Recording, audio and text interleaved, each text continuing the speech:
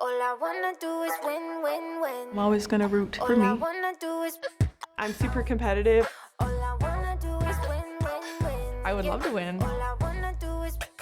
Rachel Garcia on the biggest stage. I'm pretty hungry to do it again. Got it. Grand slam for Hannah Flippin.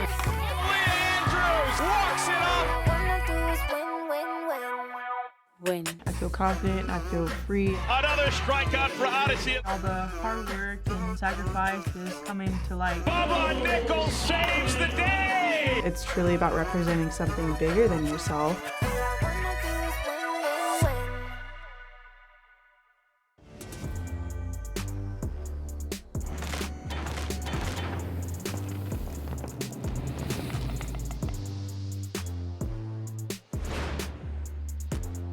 Welcome to Athletes Unlimited Softball on ESPN, presented by Topps. Let's do it. AU's final Saturday getting underway. We've got two games for the price of one. Two games with still so much to play for. Our lid lifter, the first one of two, Team Denham is going to take on Team Gibson here at Parkway Bank Sports Complex just outside of Chicago in Rosemont, Illinois. There are still points to be earned and spots on that leaderboard to be finalized. Glad you have found us. Athletes Unlimited Softball on a Saturday with my partner, Danielle Laurie.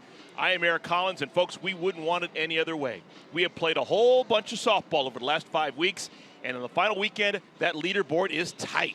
Well, and we came into this, and I thought this was Odyssey Alexander's to win. And then yesterday happened, and now the next 48 hours are going to be up in the air. You don't know who's going to win this thing, and I think that's what makes it so fun over the course of the next couple days. Alyssa Denham, big performance for her as a captain yesterday, moving up that leaderboard. Well, and so many on Odyssey Alexander's toes for sure, but Alyssa Denham and the team, to me, that she was able to put together heading into week 5 is what stands out the most to me. Honestly, with Team Alexander over the course of the last couple weeks, teams have not been going in this free when they are playing her team. But Team Denham absolutely ready to rock from the jump. Jordan Roberts sealed the deal, nailing the coffin with this 3-run shot to dead center. The swagger was on point for Team Denham, and they are a scary team right now. All right, we're getting ready to start this one off. Team Denham, they're the official visiting team, so they will bat first. Alyssa Denham fills out her lineup card with Amanda Lorenz in the leadoff spot. 3 more hits for Amanda yesterday. She's batting a robust .462. Haley McClenny, Kelsey Stewart-Hunter, Sydney Ramirez, the cleanup hitter, Sam Fisher, Gwen Spekas. How about Jordan Roberts? She was sensational with her first homer of the season yesterday. Caroline Jacobson, the rookie right fielder, and Aubrey Leach rounding out the 9. Those hitters will bat against a former champion back in 2021, AO Lily, Alicia Ocasio. Ocasio come out of the pen yesterday, 2 perfect innings. Not even perfect through 1 pitch today. Amanda Lorenz keeps on keeping on. She has got 4 hits in 5 at-bats so far this weekend. Well, in yesterday's game, when she came into it, I felt like she had to throw less than almost 10 pitches every single inning. So we didn't really get to talk much about her performance yesterday. She threw exceptionally well, hit really good spots, used that off speed. But a solid task going up here against a hot-hitting Team Denham. You see Amanda Lorenz, her first at-bat, swinging right out of the gate. And elite-level hitters respect the fact that great pitchers come at you right out of the gate because they want to get ahead. They want to toy with you. That's why you're seeing 2 of the best swinging early in the count in Lorenz and McClenny. McClenny lays down a bunt. Oh, Ocasio. No one is more aggressive from that circle than she is, and she gets the lead runner out at second. So it's not officially a sacrifice for McClenny. It's just an out. 1 out, McClenny replaces Lorenz on at first. Ocasio, by far to me, one of the best fielding pitchers here. She trusts her instinct, knows she wants to go to second right out of the gate. Even with the speed of Amanda Lorenz, still chooses to go there. It's the first out of the game. So next in line for Team Denham, Kelsey Stewart-Hunter. Stewart-Hunter playing first base today, currently 10th out of 60 players on the leaderboard. Stewart-Hunter, like the pitcher she's facing, Ocasio, Played down in Gainesville, Florida. Tim Walton, that vaunted Florida Gator program.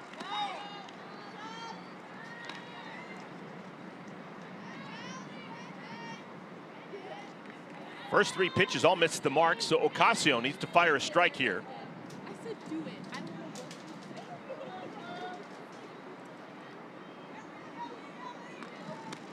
know what. 4-pitch walk.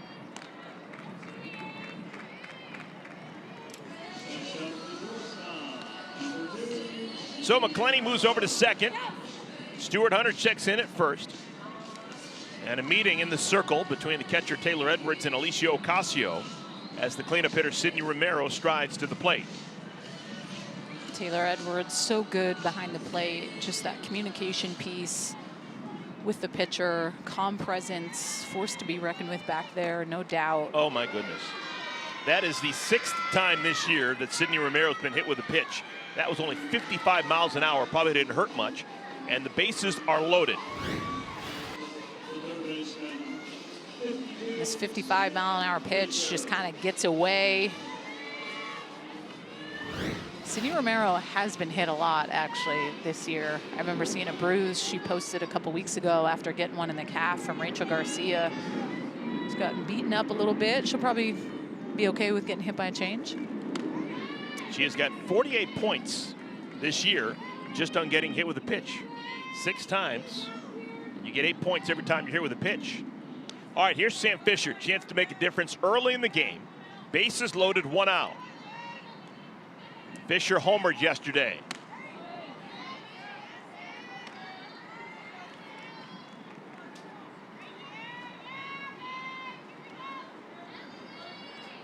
Fisher hit a line drive bullet homer off of Odyssey Alexander in the 2nd inning of yesterday's game.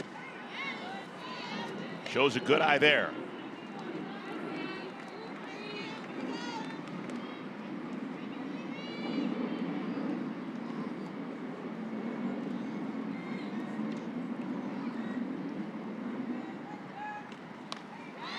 It's going to be tough to lift one out of the ballpark today.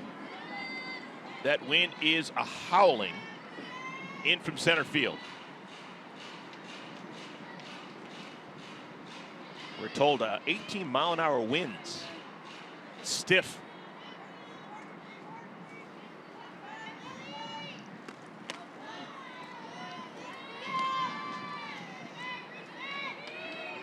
Ocasio walking the tightrope here in the 1st inning. Yes, she is. Bases loaded here, 3-2. With a hot-hitting Sam Fisher right now. That'll make it through. That'll score a run, maybe 2. Here comes Stuart Hunter. She stopped at 3rd. Good throw home by Megan Wiggins, but it's an early 1-0 lead for Team Denham.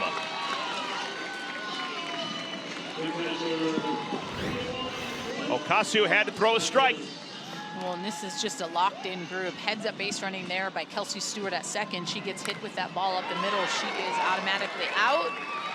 Love the softball IQ there, but more importantly that she holds here. I think Megan Wiggins, we've seen her make some phenomenal throws from the outfield, so that is a solid hold by Stuart Hunter. Bases loaded situation for Gwen Svekis.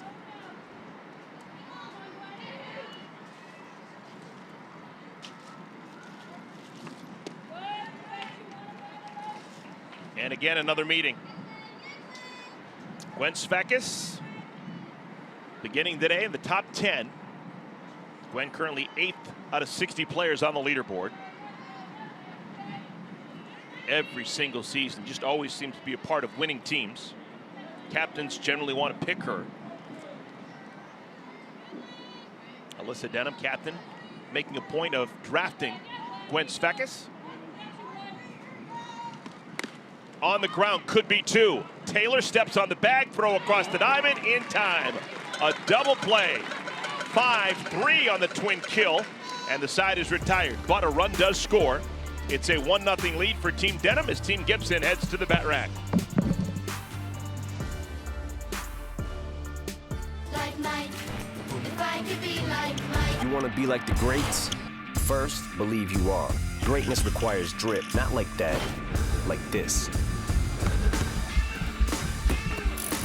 The greats aren't afraid to fail.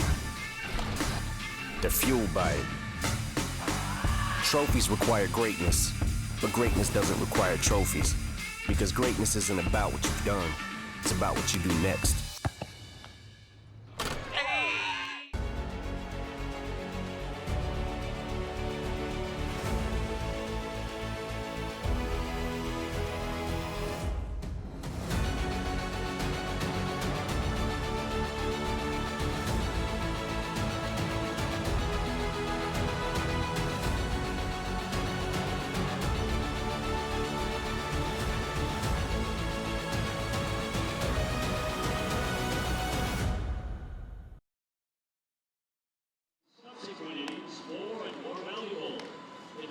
On a windy day here in the Chicagoland area, a 1-0 lead for Team Denham, half inning into our contest.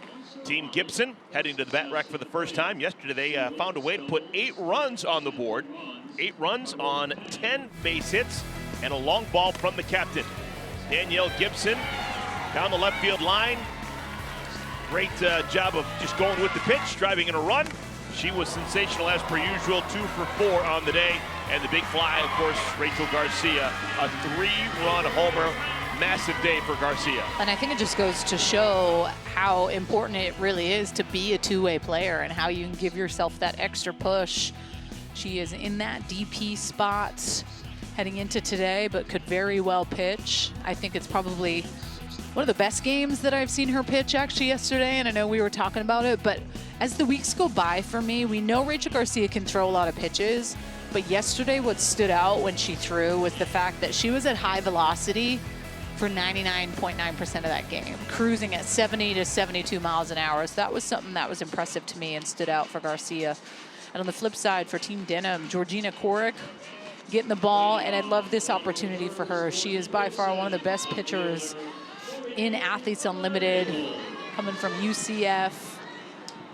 Yeah, it may not show that in the stat line, but you're going up against some dangerous hitters day in and day out. And honestly, she is some pretty filthy stuff. Bubba Nichols riding an 11-game hitting streak. 1 ball and 1 strike to Nichols. Yesterday, Bubba 2 hits, 4 bats, including a double. She's 5th on the leaderboard.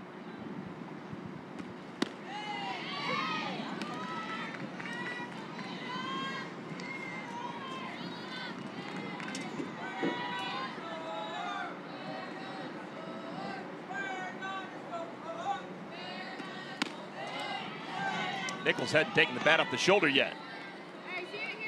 Good spots by Georgina Korick, and I think that first inning is always trying to figure out what that umpire is going to get you. Alex Leap behind the plate. That is a fair ball. So Nichols bounces out to the first baseman, Kelsey Stewart-Hunter.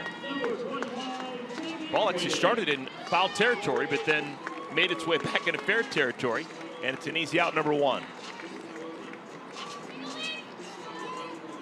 And I always get Georgina Korick's school messed up because one of my good friends actually is now the assistant coach at UCF. Georgina Korick played at USF with Kenny Erickson. Set multiple records there. 5 years. Had to go through Coach Kenny doing that Olympic run and being gone.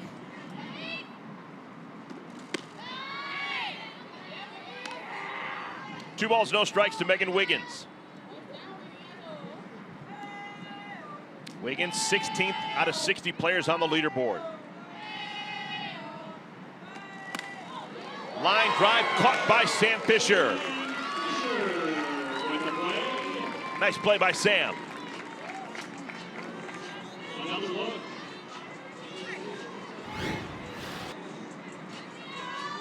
Little hops there, Sam Fisher going up to get it.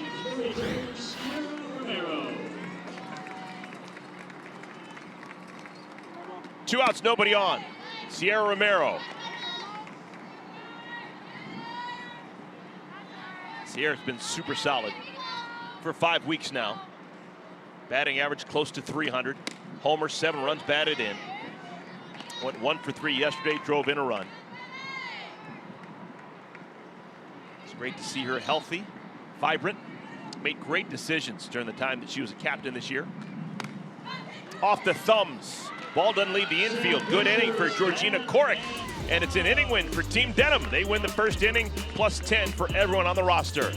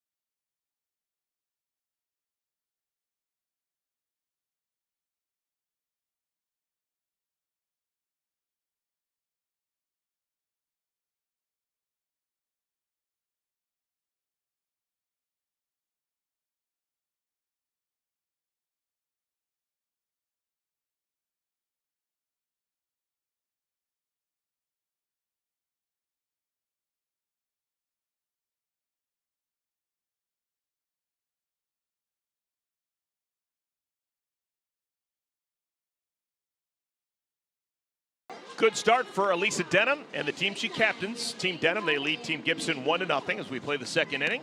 Before the game even began, greatness meeting greatness. Taylor Moreno, two-time champion of AU lacrosse, in town, throwing out the ceremonial first pitch.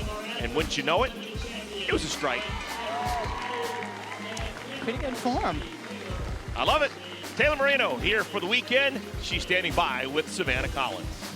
Thanks, Eric. Taylor, these teams at AU softball have changed week to week, but there was one thing that was for sure at lacrosse this season. It was Apuzzo versus Moreno being the Sunday special. For those who didn't tune in, can you take us into how intense and competitive those games were every Sunday? Yeah, I think Sam's just an awesome competitor, and you know, the two of us sitting next to each other in that draft room, it was certainly a competitive atmosphere, but definitely filled with like this mutual respect between the two of us, and that definitely was carried from college, playing against each other at Carolina, BC. So I have all the utmost respect for Sam. She's a great competitor, and I certainly would love to maybe one day be on the same team as her again. I think both of us are getting tired of playing against each other, but she's awesome, and she's a great leader, and I know that every time that she drafts a team, those guys love playing for her. You know, you've got 2 of those gold medals to stack now. It's one thing to be a champion one time. It's another to do it back-to-back. What was the either challenges or pressure coming into your season 2? Yeah, I think going into it and getting asked the question, like, what would it mean? I definitely didn't really have an answer for that because my expectation was to kind of have the same mentality I had going into my rookie season of just like enjoying the moment and having fun. And I think that's where I tend to play my best lacrosse, is just when I'm enjoying the moment and just focusing on what I'm doing versus kind of like the noise and talks behind everything going on. So that was just kind of my mentality going into it. And I obviously was not expecting to go back-to-back, but at the end of the day, it's also just a testament to the people that I had on my teams for the 4 weeks, because without them, I wouldn't have accumulated win points, and it definitely wouldn't have gotten me to where I was. You know, the AU sports differ, but there's one experience that trails through every AU sport, and it's being a captain. The pressures of that, the challenges of that. What do you think about stepping into that role transcends sport, that every athlete that has to take on that role and wear the C on their chest feels? Yeah, it's definitely a lot of responsibility because you not only want to draft a team that wins, but you want to draft a team of girls who like really work well together and enjoy playing with each other. And there's certainly, I feel like, a little method to the madness, but at the same time, also being a captain and playing on the field, it's definitely challenging because you want to stay accountable for everything that's happening on both ends of the field, but you also want to stay honed in and focus on like what you're doing in your position. So it's definitely a challenge of balancing all of those aspects out, and I know it's definitely a hard aspect of like what this league is all about. And as much it is stressful sometimes, it's also super exciting because you do have, you know, just like that level of play and that level of responsibility that I think is really unique. Absolutely. Well, we loved having you out to AU softball, Taylor. Great first pitch, too. Thank you. Thanks, Taylor. Back to you guys. Savannah, fantastic job, and Always great having a champion in the house. Thank you for stopping by, Taylor. And things have gone not the way that Alicia Ocasio would have liked. She gave up that line drive base hit to Jordan Roberts and now an infield single for Caroline Jacobson. So Team Denham is set up for the second consecutive inning.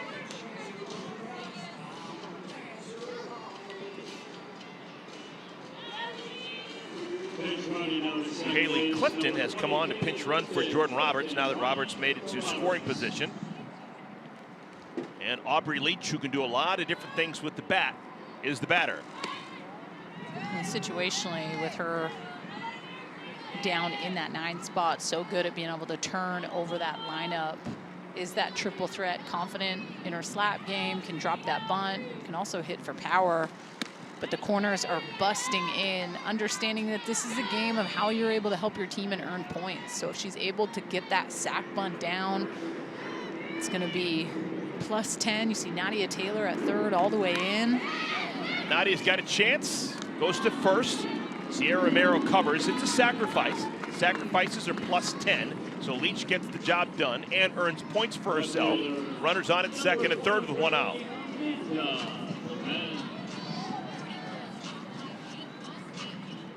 Oh boy. Do you pitch to Amanda Lorenz? She's got 4 hits and 5 at-bats this weekend.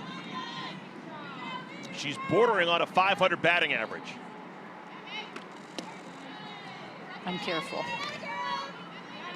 If Amanda gets hits in her next 2 at-bats, she will have a .500 batting average. She's currently 19 for 40 on the season.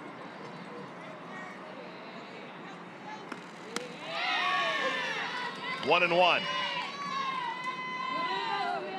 The Athletes Unlimited record for highest batting average in a season is .510. That was Jessie Warren when she went 26 for 51. That's incredible.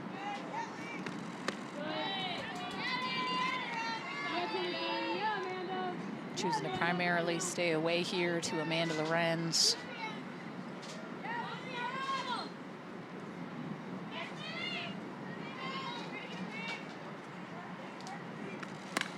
Smoked. Another base hit for Lorenz. 1 run will score. They'll stop Jacobson at 3rd. And look at Lorenz, maybe a mistake. She's out at 2nd base. Well, she drove in a run, thrilled about that. Figured she may be able to take an extra base, and she's cut down, caught with her hand in the cookie jar. But the run does score, and it's a 2-0 lead for Team Denham. Well, and she's so good at being able to stay with this pitch, just poke it through the left side, a lot of pop. I mean, 78 miles an hour off that bat through Nadia Taylor assist baits, but it's the heads-up defense, and these are the little things that pros do right 10 out of 10 times. And Taylor Edwards sees Amanda Lorenz trying to take an inch. Taylor Edwards says absolutely not. And they're actually going to be making a pitching change here for Team Gibson. Going to be bringing in Brooke Yanez, the lefty. Interesting note about Ocasio. Ocasio, an All-American at Florida, faced 3 Florida Gators 4 occasions, and they all reached safely against her. Amanda Lorenz 2 for 2 against her former college teammate. Jordan Roberts got a single against her, and Kelsey Stewart-Hunter walked. Interesting. All right, so Brooke Yanez comes in, the rookie from UCLA. She's going to take the ball, just her 5th appearance here in 5 weeks. And obviously this is a different look because you got a lefty as opposed to the right-hander Ocasio.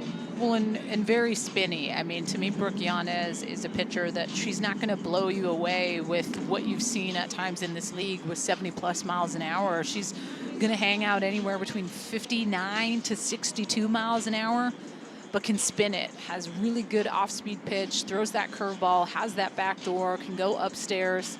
And I think it's really about coming in and trusting your stuff at this point. Yeah, she doesn't have a ton of innings so far on Athletes Unlimited, but the amount of work that goes in the week in the bullpens, she's ready for this job and try to have Alicia Ocasio's back in this situation. Are you surprised at how quickly No. Ocasio was lifted? I felt like yesterday there were situations where pitchers were left in too long. And to me, what has really been the difference maker for season 4 of Athletes Unlimited is the pitching management, managing the bullpen, and sometimes pulling the string earlier than viewers at home may think you need to do. But with the turnover of these lineups and that 2nd, 3rd time through, it is so important to make that change and not even give them a chance. Well, the next two hitters in line for Team Denham are both lefties. You got Haley McClenny followed by Kelsey Stewart-Hunter. So maybe that's in the thought process of Danielle Gibson, who is the captain and made the pitching change.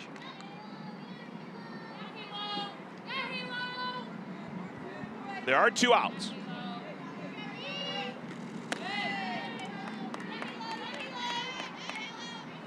I can't say this often enough. This is the final weekend, and Danielle Gibson, who's the captain of Team Gibson wearing the orange, she's in the 2nd spot on the leaderboard. She needs every point she can get. So inning wins are going to be massive. Can't wait around. And Yanez walks McClenny. That's the 12th walk of the year for McClenny. Ooh, it's a tight race. Yeah. McClenny, let's see if she goes. Yep. And McClenny is safe at second. I think it's closer than Haley thought it was going to be. But she gets in there safely, so it's a +10 for McClenny. And throw on the money, and just gets in.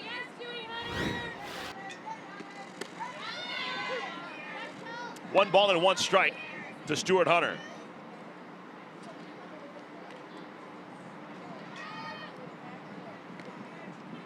Run scoring this inning on the base hit by Amanda Lorenz.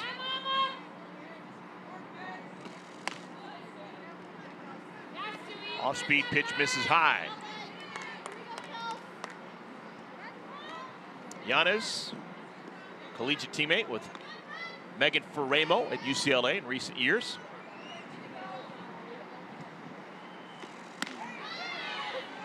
Two and two.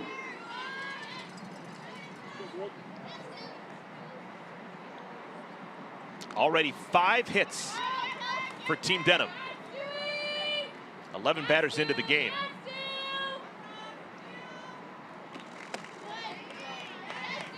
Oh boy. I just think right now for Brooke Yanez, it's about being able to throw competitive pitches.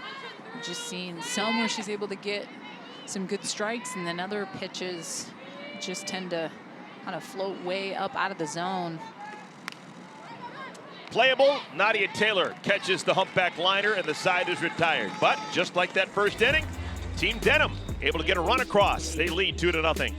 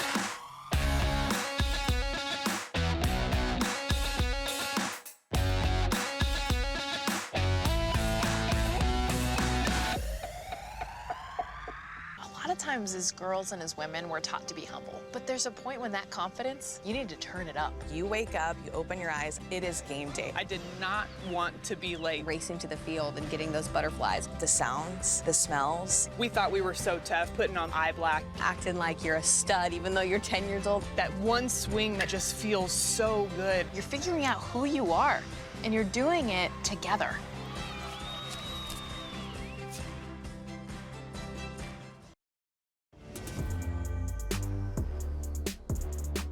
Athletes Unlimited Softball on ESPN is sponsored by Topps and by Aspiration, a global leader in financing climate impact.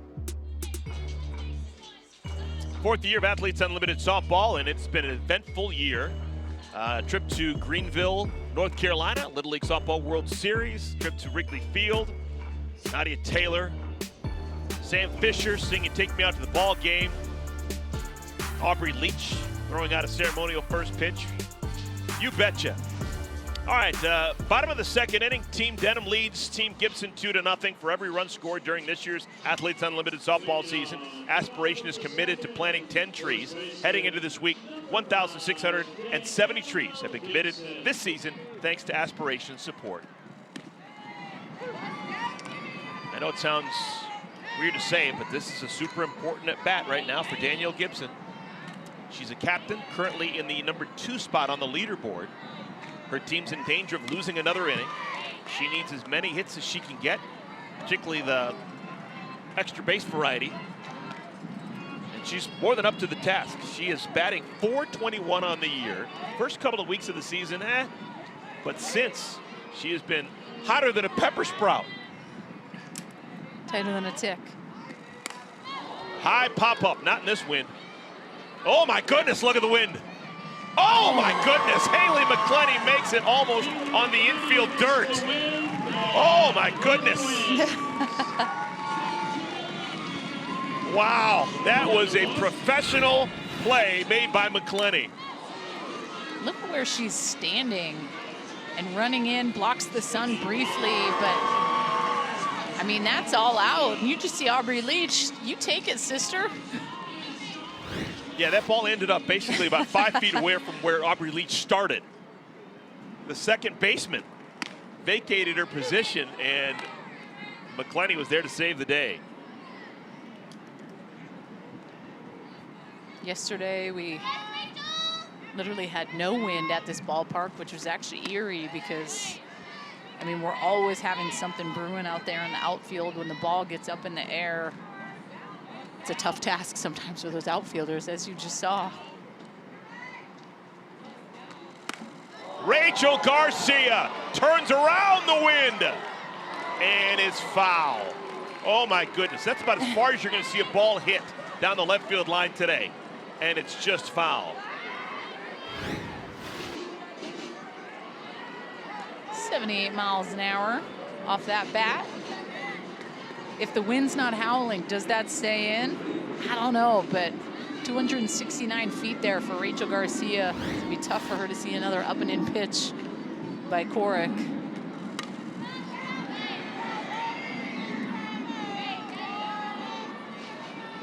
But I don't think you can talk enough about how darn good Rachel Garcia is on both sides of the ball. Right? Like, yeah, we know she's a dominant pitcher, but leads this league in home runs, 5 home runs on the season, 10 RBI. Backing up on it, Sam Fisher, still with plenty of arm to get it across the diamond.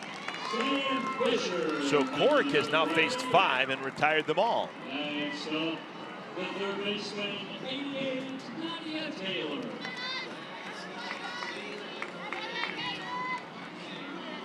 Cork needed 11 pitches to get through the first inning. So far, 8 pitches here in the second. Cruising along.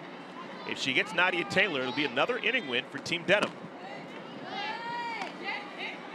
I mean, the way that points are earned, you can earn them in 3 ways. It's those win points, so winning games gets you 50. Each inning that you win as a team gets you 10. You have those MVP points that are voted on at the end of every single game. It could be someone on the winning team or the opposing team, but the women vote 60 points, 40 points, and 20. And then you have those stat points where you're able to help the cause, help yourself out. Get a home run, that's 40 points. You get hit by a pitch, that's 8. And how pitchers are able to earn points. Every single out recorded, doesn't matter if it's a strikeout, a ground out, fly out, that is +4. But -10 for every earned run. So you could imagine you go out there and throw well, but all of a sudden you have a tough inning, you give up 5 earned runs. That's minus going backwards 50 points. Yeah, that's what happened to Odyssey Alexander yesterday, and that's what's made it so interesting today.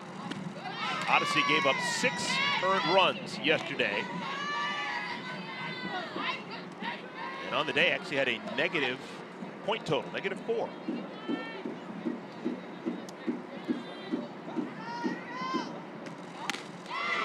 Georgina Corrick, another inning win for Team Denham. They've won the first, they've now won the second. It's a +20 for everyone on Team Denham so far as we head to the third.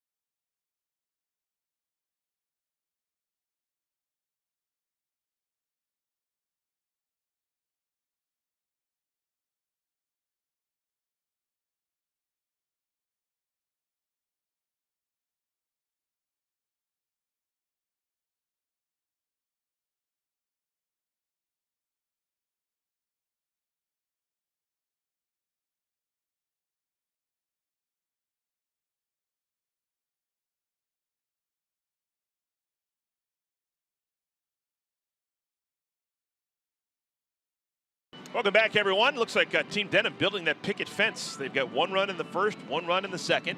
Dating back to yesterday's action, they scored a run in 7 consecutive innings. That's hard to do. It is hard to do. All right, Bubba Nichols playing for Team Gibson this week. She is currently 5th on the leaderboard. She has been a bust-out star. She has been magnificent all season long. Was a great player in high school. Oh, by the way, 2016 Gatorade National High School Player of the Year. And when she was given the award, none other than Jenny Finch walked onto her high school field to hand her trophy. That's pretty cool. She's been known as Bubba since 12 years of age. Danielle Laurie, her given first name? Madeline. Oh, you're so good. And also, in Canada, we don't do Gatorade Players of the Year, so I never got the chance to. You didn't play high school ball, right? Nope. So I'm just, a little jealous that Finch got to go on your high school field and give you that medal. Bubba's with us right now. She's got an earpiece. We can talk to her. Hey, Bubba, how you doing? I'm doing good. How are you? Are you putting some weights in your back pocket? It looks like there's a lot of wind. I don't want you to get blown away. No, honestly, I'm with the best defense right now with this situation, so I'm excited. We have PSG in the circle now, and we're going to get some good defense going. I was going to ask, when you are playing outfield on a super windy day, is it a little nerve-wracking, and do you have to do anything different when it is super, super windy? It's honestly just about locking in, kind of like Gibby just now, making that play. We really have to focus on tracking the ball a little bit longer and communicating. Communicating is huge. Especially with the wind blowing in hard, infield has to be kind of ready for us outfielders, but just talking a lot. Wiggs is talking to me a lot right now about the sun too. So just a lot of communication is honestly what it has to come down to. Sam Fisher batting against Peyton St. George. And Bubba, I've been watching you closely all season long. Just been super impressed, everything you do. Who coached you? You don't seem to make a lot of mistakes. You're in the right spot. You're making the right play. Where did that come from? Honestly, growing up, my dad, he just coached me. When I got to college, I started playing outfield for the first time, and the best piece of advice I got from my dad was just don't let the ball touch the ground. So even my dives, they're a little unorthodox, but they work. I'm just trying to do everything I can for my pitcher because they're working hard out here. Well, what I was going to ask, if you did get the chance to be a captain, would there be any opportunity to call your name and put yourself in the circle? I know Eric still is dying to know if you would turn it over in the pen and maybe call your number. I definitely feel like I'm the last resort, but I would go to all of these pitchers before me, but because these hitters are scary. And plus all these pitchers, they're so talented. Like hitting against them it's so hard. Like the mix of speeds, the location, it's really, really impressive to see how these pitchers deal. I know before this inning, there was a quick little team chat prior to you guys running out. Yeah. Who was the leader of that and kind of what was said in a PG-13 way? Yeah, actually Alicia Ocasio, she kind of got us together along with Gibby. We were talking about how the past doesn't matter. We're focusing right here, right now, moving forward, and we're a little bit low on energy right now, so we're trying to pick it up and just do it for each other, not focusing on ourselves, but focusing on each and every person that's on the field right now. So that's kind of what the gist of it was being able to lock in together and fight it out. It's going to be a dogfight right now, so we're trying to do it for each other. Bubba, I know you're kind of a see ball, hit ball type of player, but you've put up numbers here. 11 consecutive games you've had a hit, which is really hard to do at this high level of softball.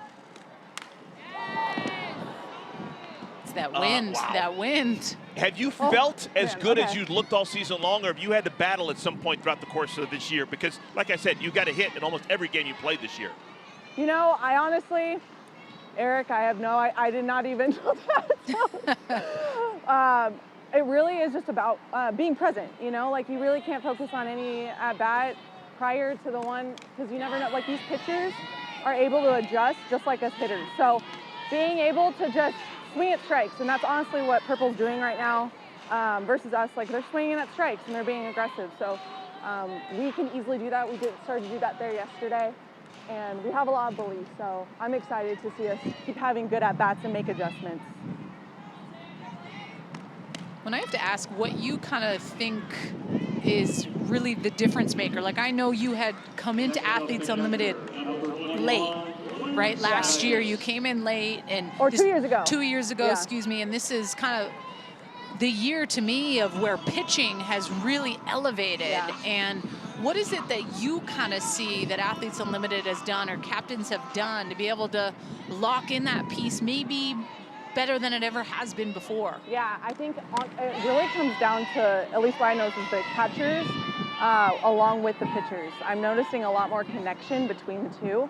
The pitchers, they know their stuff, they know what they're best at, and so these catchers are really focusing in on utilizing these pitchers' best stuff. Like there's a lot more off speed, change of speed, and as a hitter, that's the hardest part, is the change of speed. Yeah. So I think that having those catchers lock in with these pitchers that's elevated the pitching game. I think a lot. The battery is just, it's insane how much it's improved. Has there been anything?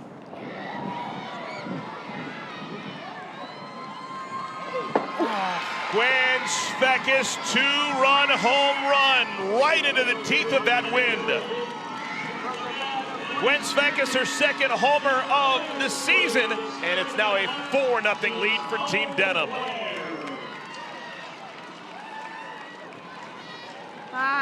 Off the bat, did you think you had a chance at that? I'm not gonna lie, the wind kind of made me think I might have. Yeah, me too. I mean, this is 82 miles an hour off Gwen's bat, 283 feet. And we've seen balls elevated to left field. We saw Rachel Garcia do it that just went foul, and I thought this was going to stay in here. I mean, you gave it your best effort on this replay. I mean, you did all you could. One day I'm going to be able to run up a fence, I swear. I'm going to train for it.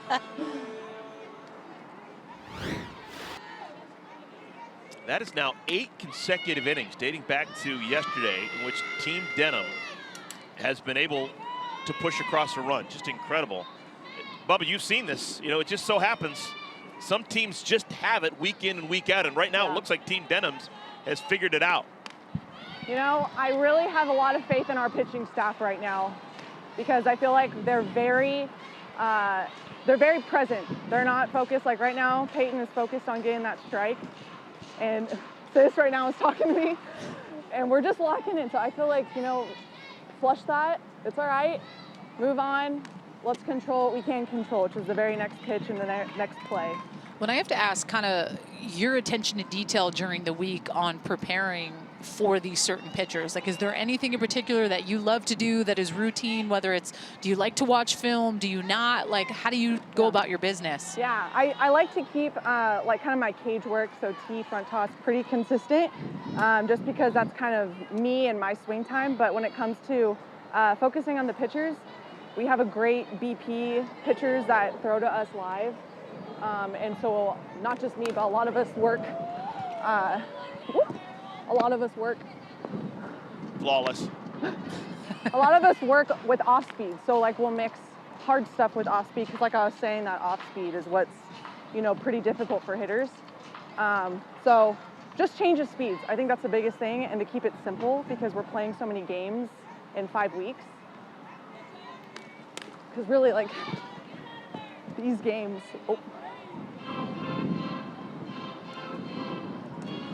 Well, Bubba, thank you for your time. It's been fun hanging out with you this year. I think you've had a great year. We're going to keep your mic open. We'll listen in Okay, to the wind sounds good. howling and how you interact with everyone else. Thank you so much. If you want to crack any jokes or anything, that's fine too. Okay. It's fine. Keep it lighthearted.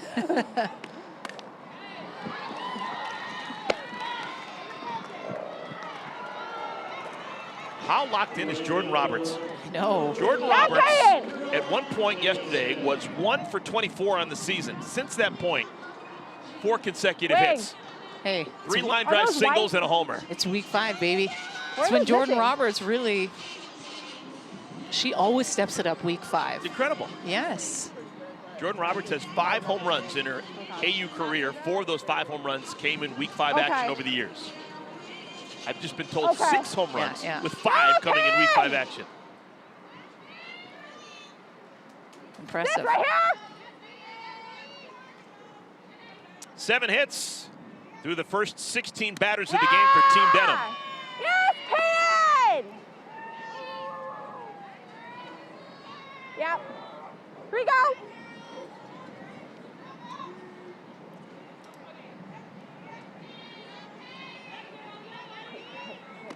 Yes. Yeah! She's laughing, she's laughing. She's so good.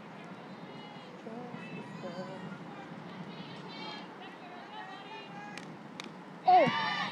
I do feel like I didn't play outfield simply because I would get bored out there. It's just a lot of lonely time. Bubba's not bored. No, that's what I'm Remember their saying. own Like songs? I love like that's probably how I would do it. I would probably be singing some like Biggie Papa in my head, and maybe it would come out. It's like no one's around me. I can do what I want out here. We need. I know.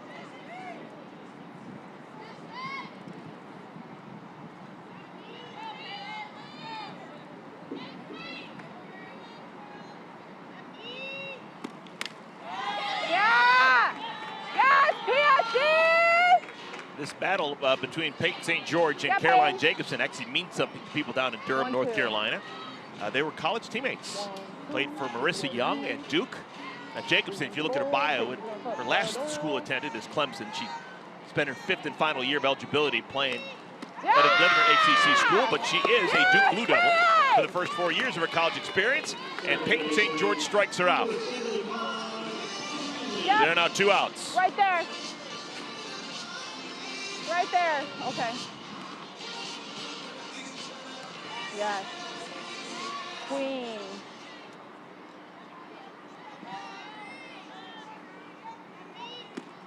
Whenever I hear Bubba Nichols talk about PSG, I think that there's like going to be some lawsuit written up for copyright infringement. PSG is Paris Saint-Germain. I'm not a huge soccer guy, but that is Mbappe plays for PSG. We'll see if we get a phone call. Yeah, P.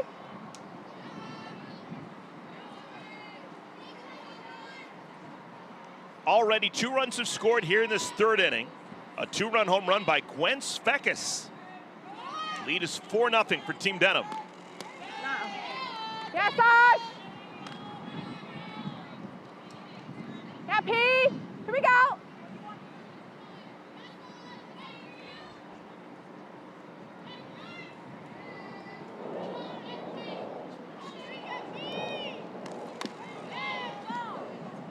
Yeah, P. Look good. I just learned something from someone standing 200 feet away from home plate. We have a new catcher in the game. Taylor Edwards has just been lifted. Sasha Palacios began this inning with Peyton St. George as the new batter. I just wanted to say hi. There's Sasha Palacios. You heard Bubba say, way to go, Sash. Yes! Peyton St. George strikes out Leach, and the side is retired. But 2 more runs score for Team Denham. It's just a little Gwen Svekis, 2nd home run of the season. 82 miles an hour off the bat, up in the wind. You love to see it. Denham up, 4-0.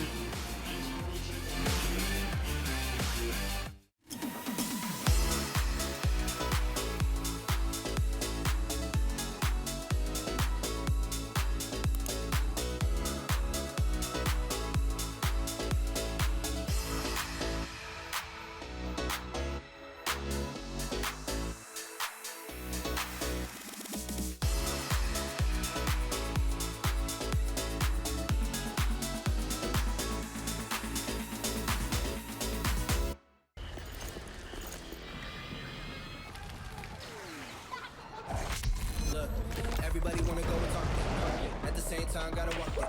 Better yet, run, go, hit a lick, divvy up with my homies, and we do it all again.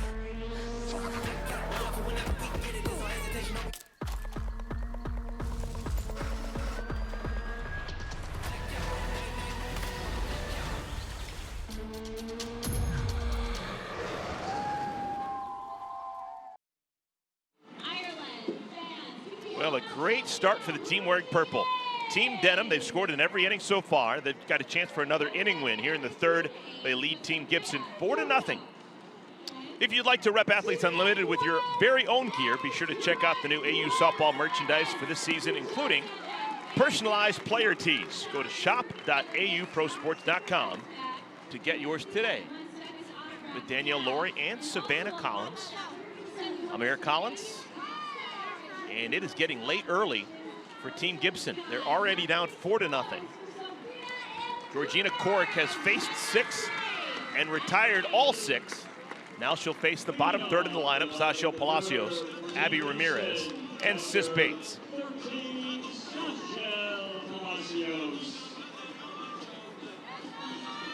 We began today with Alyssa Denham, 3rd on the leaderboard. Danielle Gibson, 2nd on the leaderboard. And right now it's Alyssa Denham that is shooting up the leaderboard with the inning wins, even though she hadn't even entered herself into the game yet. While Danielle Gibson, 2nd behind only Odyssey Alexander. She has not accumulated any points so far, as her team has not won an inning. Gibson was an out recorded in the 2nd inning when she flied to center. Quickly 0-2 to Palacios.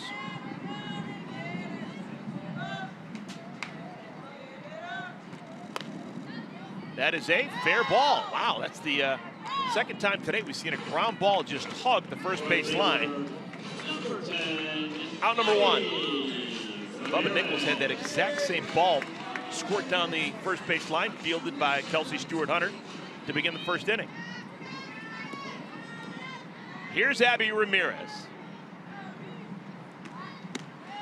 And it was Abby Ramirez and Sis Bates yesterday against Team Flippin that really got the momentum started. Just little kind of bloop singles to the left side, but when that happened, I mean, everything broke loose. Team Gibson ended up putting a bunch of runs up on the board, and to me, that was kind of the highlight of the game that really got them going. I love how smart the voters are who vote for MVPs are. Abby Ramirez was 1 for 3. Didn't do much defensively, but that 1 for 3 was a single that started the rally in that decisive 5th inning. Yep. And the voters recognized and gave her MVP 3, which is an extra 20 points. I mean, you and I talked about it. I said I would have put her MVP 3 too. I mean, we always make little fun, who's gonna get it, who's not, and she was up on our list. I was actually 3 for 3. Sam Fisher throws across the diamond, 2 down. Korick has faced 8 and retired 8. It's going to be an interesting decision for Alyssa Denham. Denham needs points. Does she insert herself into the game to pitch? Does she dare take Korick out the way that Korick's throwing? If I were to bring myself in as Alyssa Denham, I think it would potentially be like 6-7, depending on how well Georgina Korick continues to throw. Like I said, Korick's stuff is nasty, and she's 0-4 on the year, and that doesn't reflect the type of pitcher that she is. So I would want to ride that high of how well she's throwing, spotting good pitches, and allowing that success to continue to happen, especially potentially one more time through the lineup. But I would not be opposed to inserting myself for 6 outs and going 6-7 to try to seal the deal.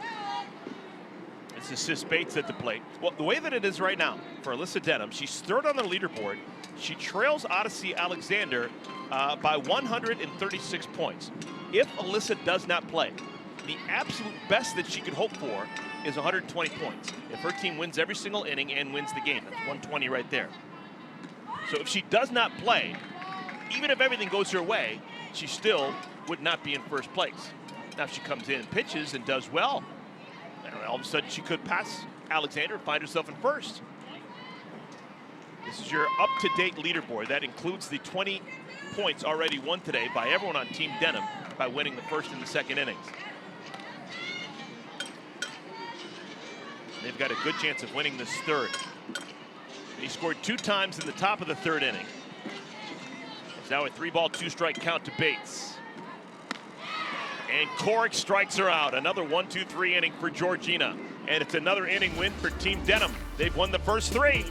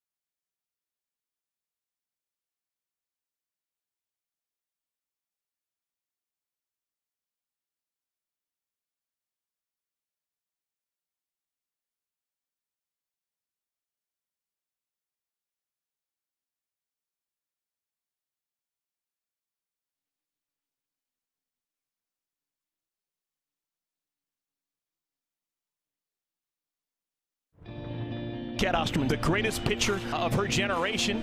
Oh my, another strikeout for Cat. Our champion, Cat Osterman. I am going to challenge you guys. It's your responsibility to keep playing. Continue to play so the people below you have the opportunity to do this and have their life change the way we all did. Your Athletes Unlimited champion, pitcher number 8, Alicia Ocasio. We're the top percentile in our sport, so it's just an honor to be in front of you guys. Our sport is growing, and we're, in the pinnacle of it right now with Athletes Unlimited. Oh my! Did she say it? With everything on the line, Deja Mulipola does it! The caliber of athletes here at Athletes Unlimited is absolutely insane. To be able to say I was a champion amongst them I feel so honored and so blessed to be able to represent that. By the end of the day tomorrow, we'll have a new name added onto that list. Cat Osterman, Alicia Ocasio, Deja Mulipola. Those are our first 3 champions of AU softball championship seasons. All worthy champions, just putting up numbers and rolling along. But we have never had a back-to-back champion. Interesting to note. All right, this is going to be a very interesting at-bat here. Amanda Lorenz, if she gets a base hit, will be hitting 500 on the nose. She has make it 20 hits in 41 at-bats so far this year. Another hit, and it would be 21 for 42, which is a 500 batting average, which is absurd.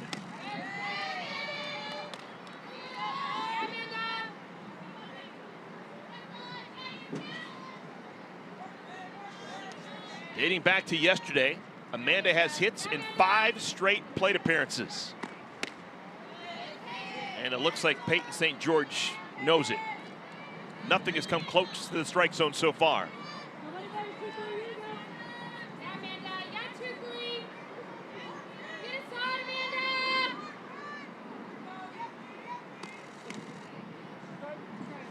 That's a strike.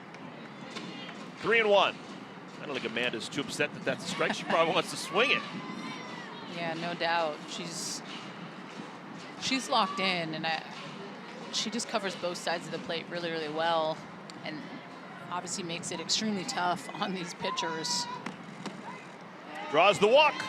So Lorenz, that is now 6 consecutive plate appearances in which she's reached base safely. Leadoff batter is aboard for the 3rd time in 4 innings for Team Denham.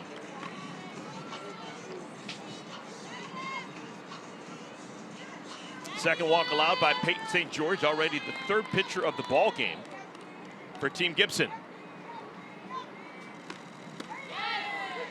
We're feverishly going through the record books. Team Denham has scored at least 1 run in 8 consecutive innings, dating back to yesterday. The only inning in which they played that they haven't scored a run was the 1st inning of their game yesterday. McClenny to short. They get the out at second. There is now 1 out with McClenny replacing Lorenz on at first. Athletes Unlimited at Tops have unveiled the first ever set of player trading cards that feature all 4 Athletes Unlimited sports combined in one set. The 200 card set features 185 athletes from the 2022 seasons. It's available at Target, Barnes & Noble, hobby shops, and through Trumps.com and Fanatics.com. They're everywhere, so get your set today. I bet dimes to donuts Haley McClenny's going to be running. McClenny gets it. She's trying to increase the payday, get an extra 10 points. She's already stolen 1 base. That was back in the 2nd inning.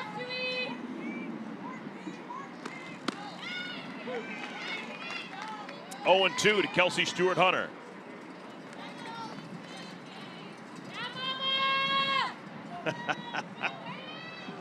You hear the yeah, mama?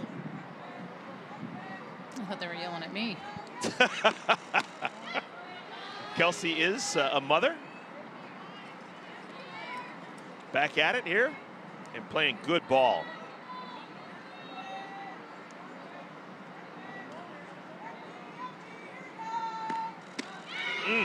Peyton St. George, filthy.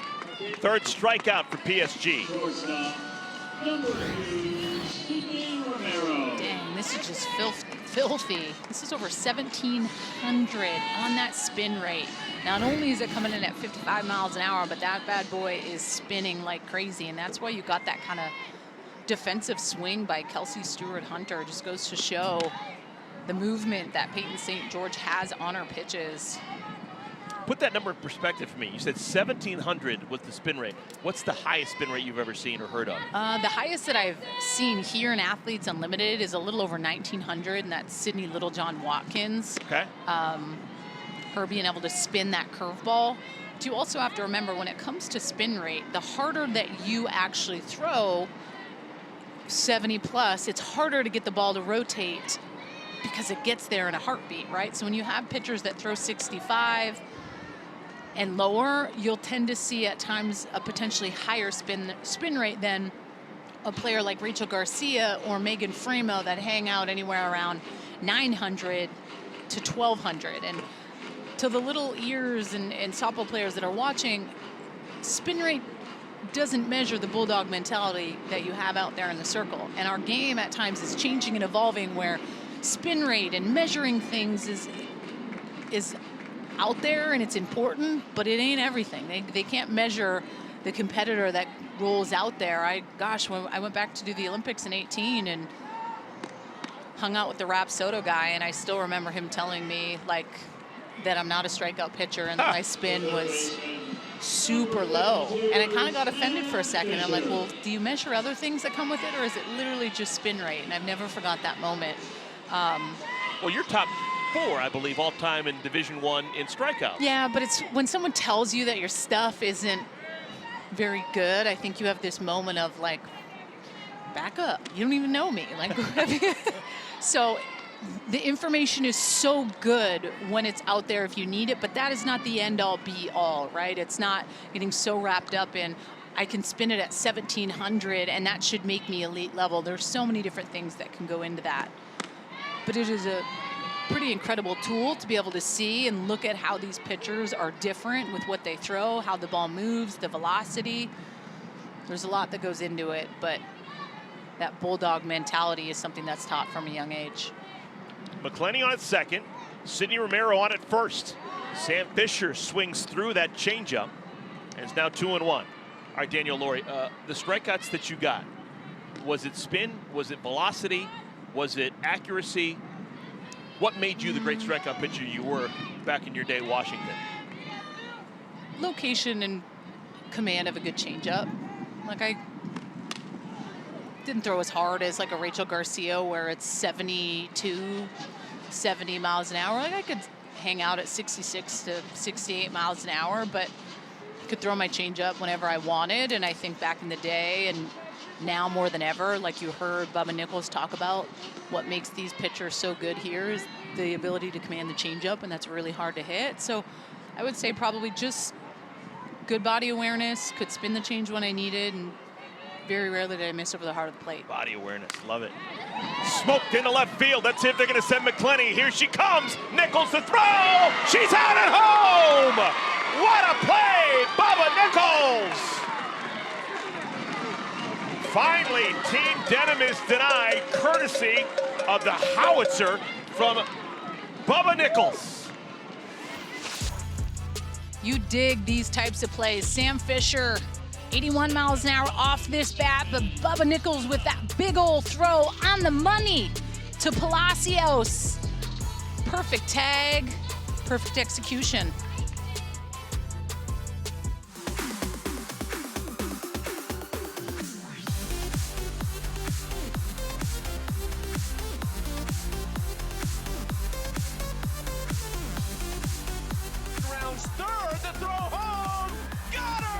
For Hens to be there. That's right. We are fans too.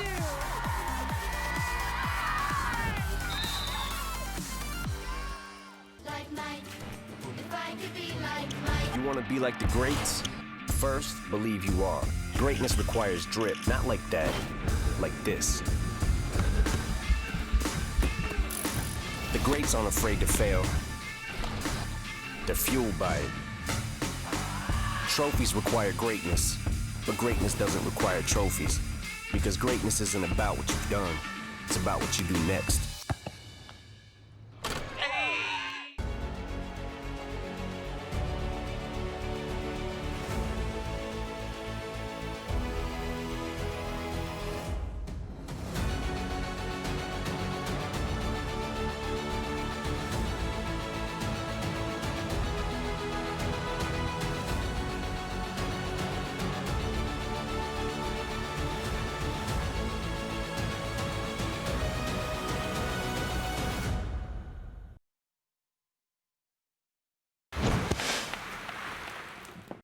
feel like my funniest stuff is when I'm not trying to be funny. Yeah. And then I get the mic and I'm like, tell a joke. I love you.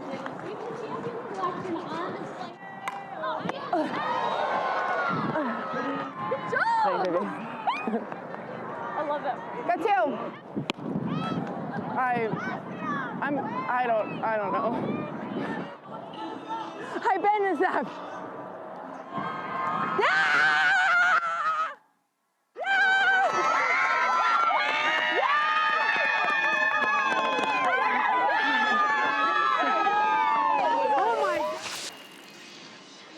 Not just a great player, but a great teammate. Sam Fisher having a perfect day today.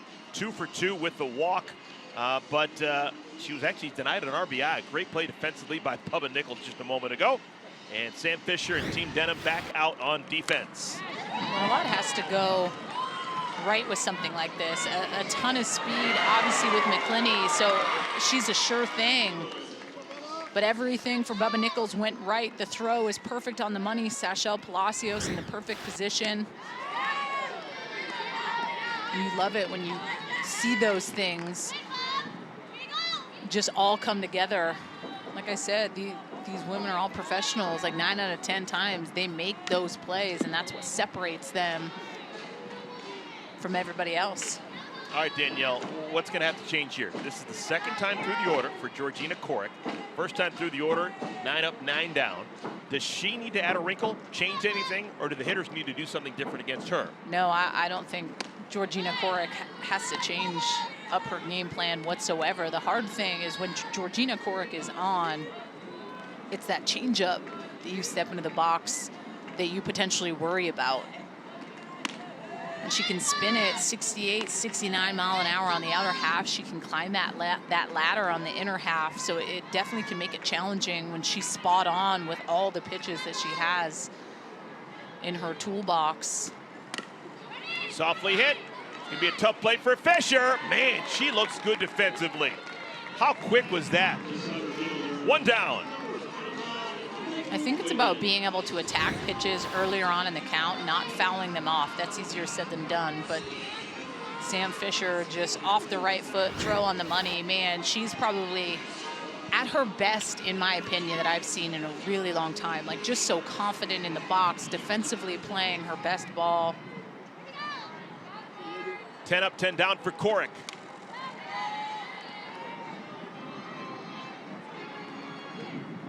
Megan Wiggins.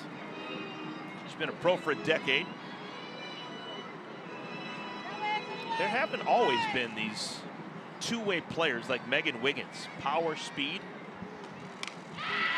Many years back in the 40-foot days, white ball days, power hitters, slappers, but rarely the two-way, do everything offensive players. Megan Wiggins almost just right at the beginning of that wave of great two-way players. She's been doing it for a long time. Great speed, great power, and always working to get better. No one's taken more dry swings than Megan Wiggins. Well, and you look over the last couple of years and just the small adjustments that she's made to the off-the-field grind of the nutrition piece. That's been beneficial because the older you get, I think it definitely helps your softball IQ, and you can feel like you're at your best, but your body at times is playing keep up because the wear and tear of what it takes to be a pro is hard on your body, but that's something that Megan Wiggins has definitely been working hard on. 2 outs. Here's Sierra Romero. Korek has faced the minimum. She's faced 11 batters and retired them all. All right, I have no beef with the smart people who came up with the algorithm that's been just magical here in softball for 4 years. But what if there's one extra carrot? If you throw a perfect game, it's an extra 100 points. Something like this, individually monumental. I mean, I know there's a cash bonus that you're getting when you throw a perfect game. Right. Yep, okay. But as far as the points, oh, Korek with a Willie Mays basket catch. What else do you want? She's an entertainer. She's faced 12 and retired them all. So we have our first rollover inning. The 5th will be worth 20 points. Back in a moment.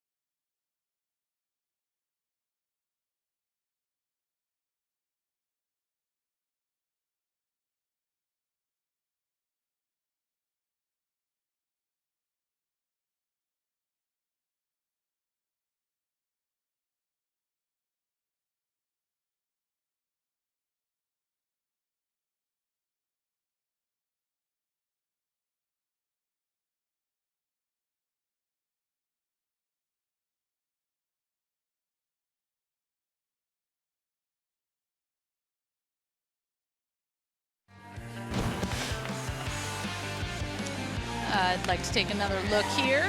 Gwen Svekis, elevate and celebrate Michelle Smith style all day to left. 283 feet with a little twirl. We love to see it. Team Denim, man, throwing well. This pitch up and in, 66 miles an hour, but 82.1 off the bat for Gwen Svekis. You just love to see it for her second home run of the year. On a day with the wind howling in, seeing a home run like that is the equivalent of seeing Sasquatch just while strolling through the woods. I did not think we were going to see a home run today. Woo!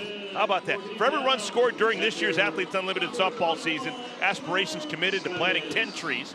Heading into this week, 1,670 trees have been committed this season thanks to Aspirations support. Svekis has got 12 career homers.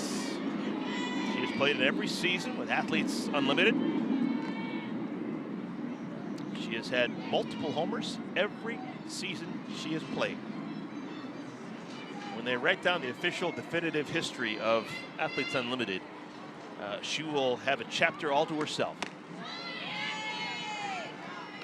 Was the personal catcher for Kat Osterman when Kat lapped the field back in 2020. This year she's been connected with Alyssa Denham. Winning seems to follow her.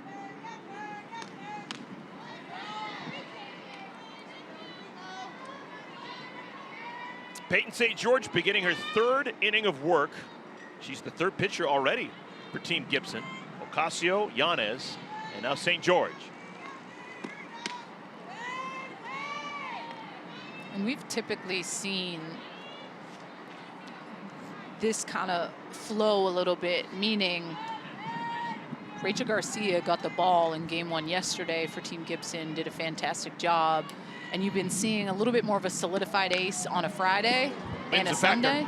Wind is a factor. Not for Megan Wiggins. One out here in the 5th inning. Get yourself into the game by joining the Unlimited Club. Vote on game MVPs, enjoy exclusive events, contribute 10% to the player bonus pool, and more for just $20 a year. Sign up now at auprosports.com/membership. Here's Jordan Roberts. Jordan Roberts is hotter than Amarillo in August. She came into yesterday's game 1 for 23. In her last 4 at-bats, she has got 4 hits as Rachel Garcia is getting loose in the bullpen. In the history of professional softball, how many players have gone 1 for 23 and then ripped off 4 consecutive line drive hits, including a homer? Not many. There's not an answer. I'm just throwing it out there. How do you go from colder than a polar bear's toenails to as hot as she is right now? I mean, Jordan Roberts is probably one of the most selfless teammates here. She really is. And I mean, she was behind the plate for Megan Framo's no-hitter that she threw. Like, it's not that she has not got opportunities to play. She definitely has, and she's someone that pitchers want behind the plate. And at times, this is a game of failure, and you struggle, and how you continue to get through it. She's found a way, and yeah, she gets struck out there, but she has been on fire here in week 5. 4 strikeouts for St. George since coming out of the pen. Well, and she just spins it. This is 53-mile-an-hour changeup, over 1,800 on that spin rate. Goes to show how much that ball is moving, and at times with changeups, the spin rate is higher because that's at times what can make it seem more deceptive as a hitter. Caroline Jacobson pounds it foul. How do hitters identify changeups, and what's the key to having success? I mean, if it were that simple, it's hard to do, and that can be the biggest difference between pitchers that can go good to great, that have that command of that changeup, because you can ask a hitter all day, and I think the plan of attack for them would be either like, I'm going to sit on the change and I'm not going to swing at anything, or I'm only going to go straight change once I get 0-2. I want to hunt something harder in the zone. It's a challenge as a hitter to step into the box to be able to try to hit the hard and the soft. You have to commit to one or the other. But I know when that ball is spinning, and I knew when my changeup was really on, was that I could get that downward bite. The ball really moved a lot. So as a hitter, it seemed like it got on you hotter. and then you swung and missed, and you're like, dang, why did I swing so big on that pitch? But you're fooled because it looks like it's that tight spin of a rise ball or a curve ball. So it can make it harder, but there's no real easy answer to hit a good changeup. Reps off a pitching machine. You're not Hack like attack. looking for a dot or a certain spin or arm action.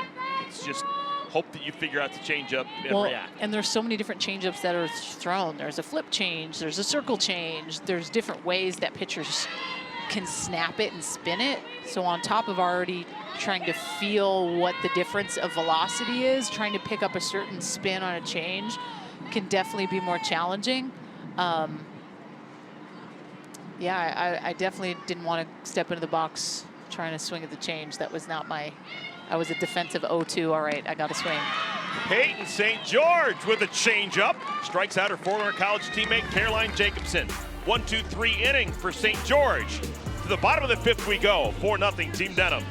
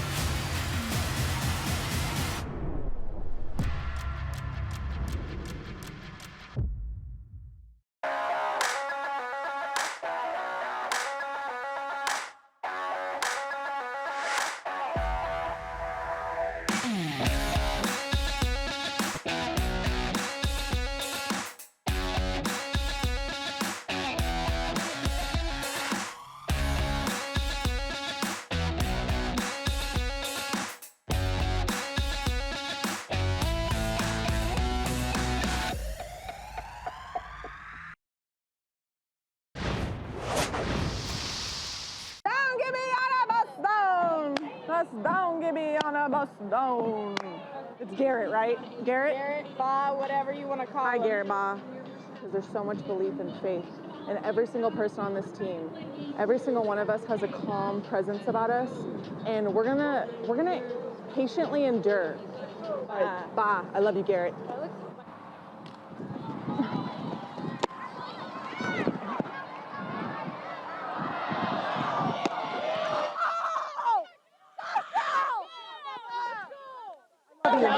I'm so glad you caught that. Oh my God. Let's go. Love it. I love it. Only with Athletes Unlimited, you have a former UCLA Bruin hugging and saying, I love you to a former Arizona State Sun Devil. Pretty cool.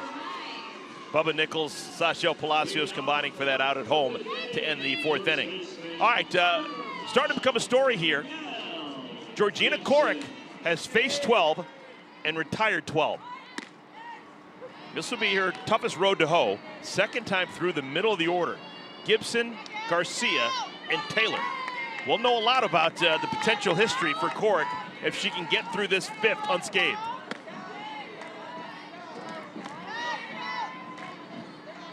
Again, an important at-bat for Danielle Gibson. Began the day second on the leaderboard. Only Odyssey Alexander ahead of her, but a goose egg next to her name so far. No points, no stat points, no inning wins, a whole bunch of nothing for Gibson, who's not accustomed to that. She has been consistently wonderful all year long.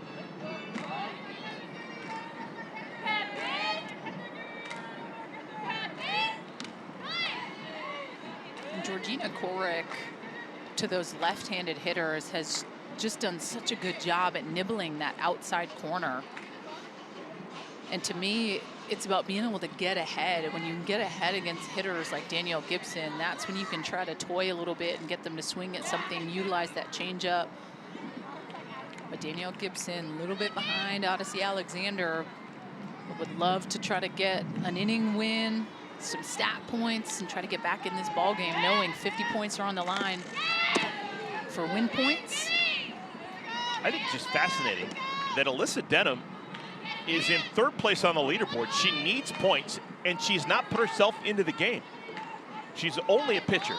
So if she's going to come in, she's going to have to come in for Korick. And how do you lift Korick out of the game who's got a perfect game going? You don't. Wow. You don't. It's the unwritten rule. But Alyssa Denham Okay. How about a combined two-headed perfect game? That'd be kind of cool. Oh my goodness, it is hard to make Danielle Gibson look reluctant at the plate, and Cork just did. Fourth strikeout for Cork. Well, this spin almost had the spin of a knuckleball. 57 miles an hour, but the spin rate on that pitch was 443. I mean, that just goes to show, you look at the body and how full Danielle Gibson was on that pitch. Really good location by Georgina Corrick. 13 consecutive retired by Corrick.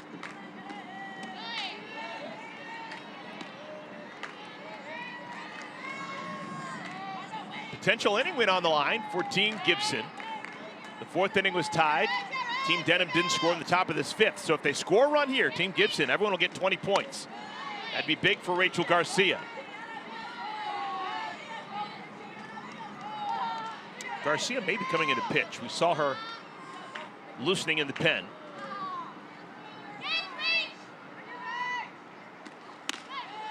Two and two.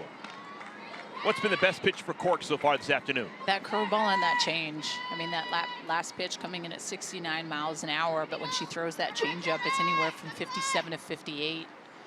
So it's really deciphering as a hitter the difference between that curveball and it being a strike and that changeup and it being a strike, because she can get you to buckle at your knees and leave that pitch up to chance, hence the backwards K from Danielle Gibson, which you don't see very often. So it's not necessarily one thing over the other, but... Well, there goes the perfect game. That's the first base runner allowed by Corrick. For the walk, that's going to be a +8 for Rachel Garcia. First base runner, and it happens with one out in the fifth inning. Yes. We got a perfect game going. We did.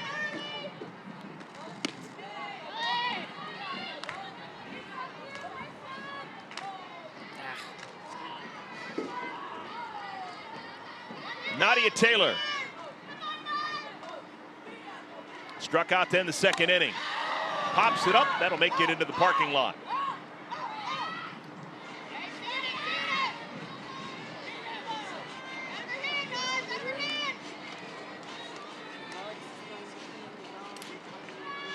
If Garcia scores from first base, it'll be an inning win for Team Gibson. Penultimate day here of the championship season, Athletes Unlimited Softball.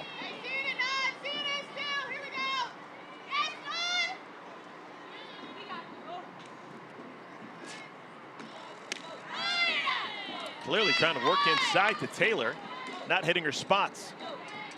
3-1.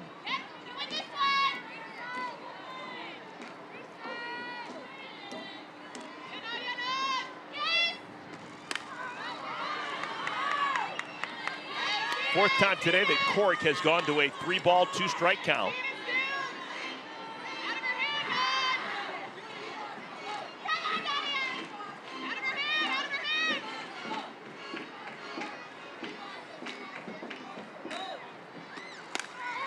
To right field. Catch is made by Jacobson, 2 down.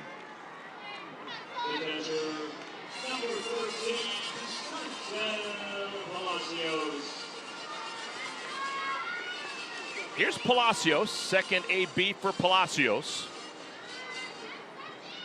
Squibbed the ball down the first base line, back in the third.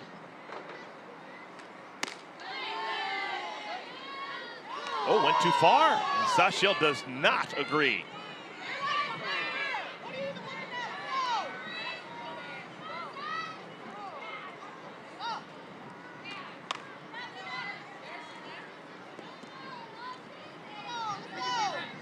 Sachel Palacios, like her father, pro player. Father drafted back in the 90s, professional baseball.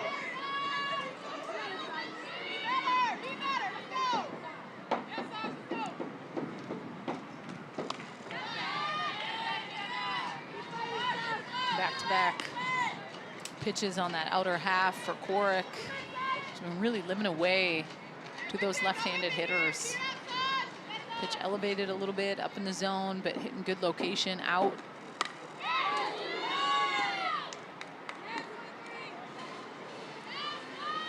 I've always really liked Palacios' swing.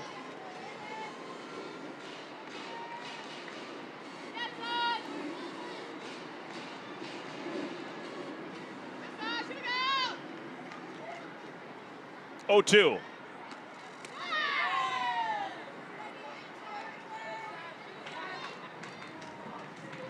Four nothing lead for Team Denham.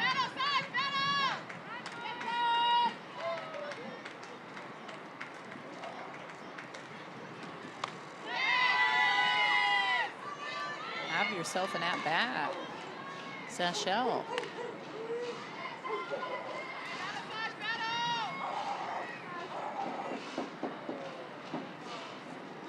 Desperate times right now for Team Gibson. Remember, they won yesterday in decisive fashion. They beat Team Flippin 8-0. That meant they won every inning. They won the game, so it was a plus 20 for what they did as a team. But right now, nothing. Whole bunch of nothing. They have not won an inning, and they don't have any hits. Georgina Korek again with a strikeout. Strikeout number 5. She has got a no-hitter through 5 innings. Do we have history coming here in Rosemont? Well, it's the first rise ball that I've seen. She might be bringing this in the 6th and the 7th. So good. Georgina Korek hitless. Wow.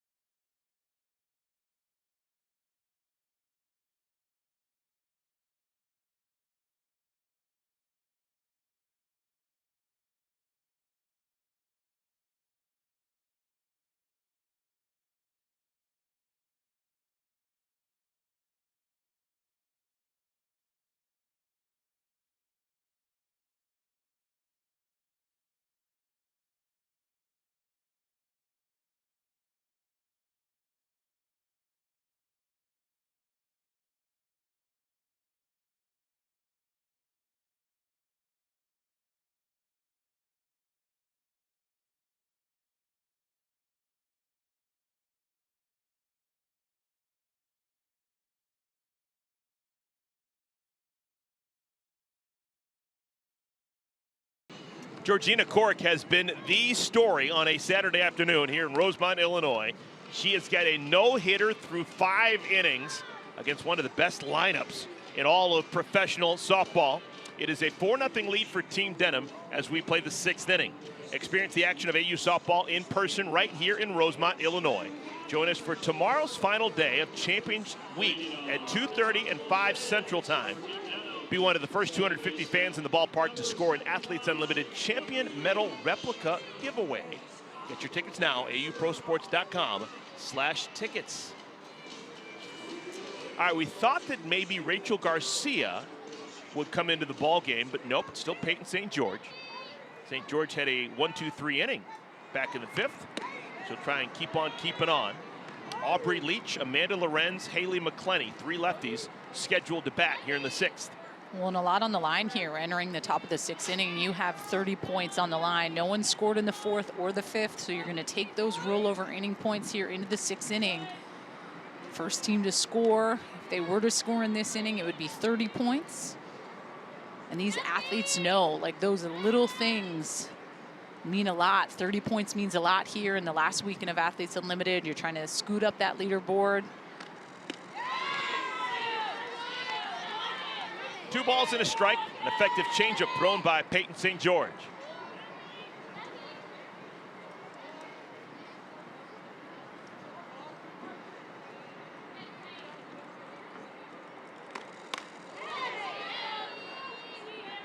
It's going to be a fun inning. After Leach, you got Amanda Lorenz batting. Lorenz 2 for 2 today with a walk. She is now 20 for 41 on the year. If she gets a base hit this time up, she'll be hitting 500 right on the nose. Shocking.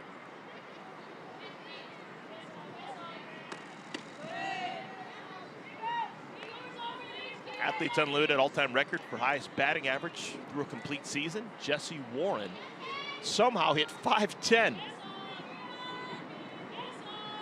What an incredible year it was for her. 26 hits and 51 at bats. That's a 510 batting average.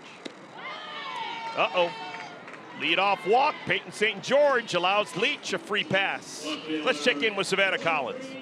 Thanks, Eric. When Team Gibson made this shift over to Peyton St. George and Sachel Palacios behind the plate, I checked in with Palacios and asked her what they're trying to establish right now as a battery. And she talked about how, as a catcher, it can be easy to compare to other catchers in the league, how you're doing, how you're performing, but she wanted to come in and trust her abilities, especially with Peyton St. George. She said they have a relationship that's similar to the one that she had with Danielle O'Toole.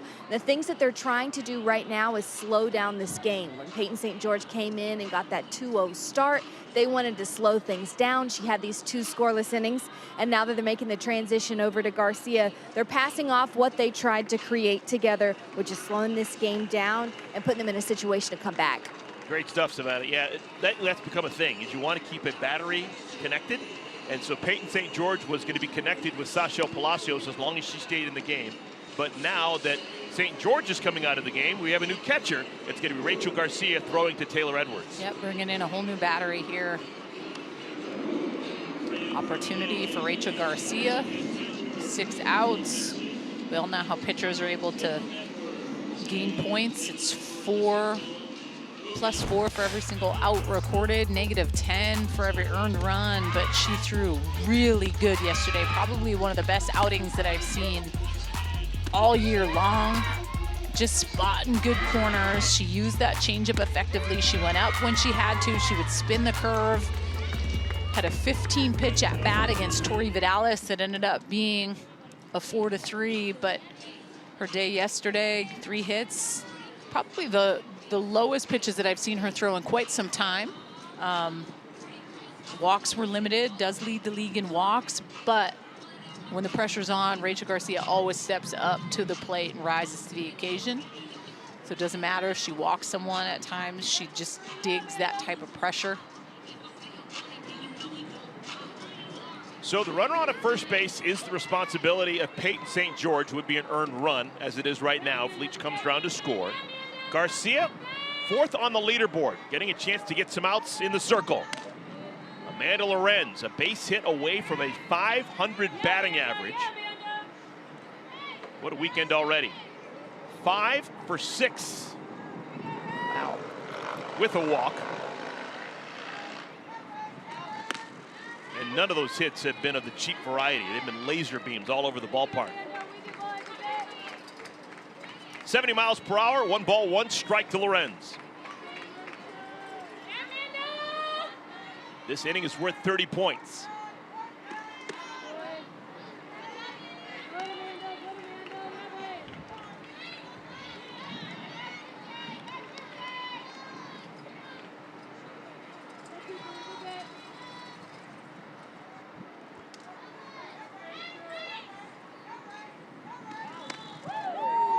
Three and 1. Haley McClenny on deck. One of the hottest hitters, obviously, is Amanda Lorenz. So as a pitcher, you are fully aware of that coming into a game, who you're facing, and how you want to be smart. And at times, there's this hope of, if I throw this rise ball up under the hands, is she going to chase it? Can I get that pitch? But at times, what makes some of these hitters just so hot is their patience and their ability to see the ball down in the zone. 3 and 2. Oh my goodness! Rachel Garcia strikes out Amanda Lorenz. That's doing something. And she takes a little something off it. This is like a drop curve coming in at 64 miles an hour. Majority of the pitches coming out of her hand were all 70 plus. She pulls the string at 64 on the inner half at a 3-2 count. Here's Haley McClenny. McClenny walked and stole a base back in the second inning. She was cut down trying to score from second on a base hit by Sam Fisher in the fourth inning.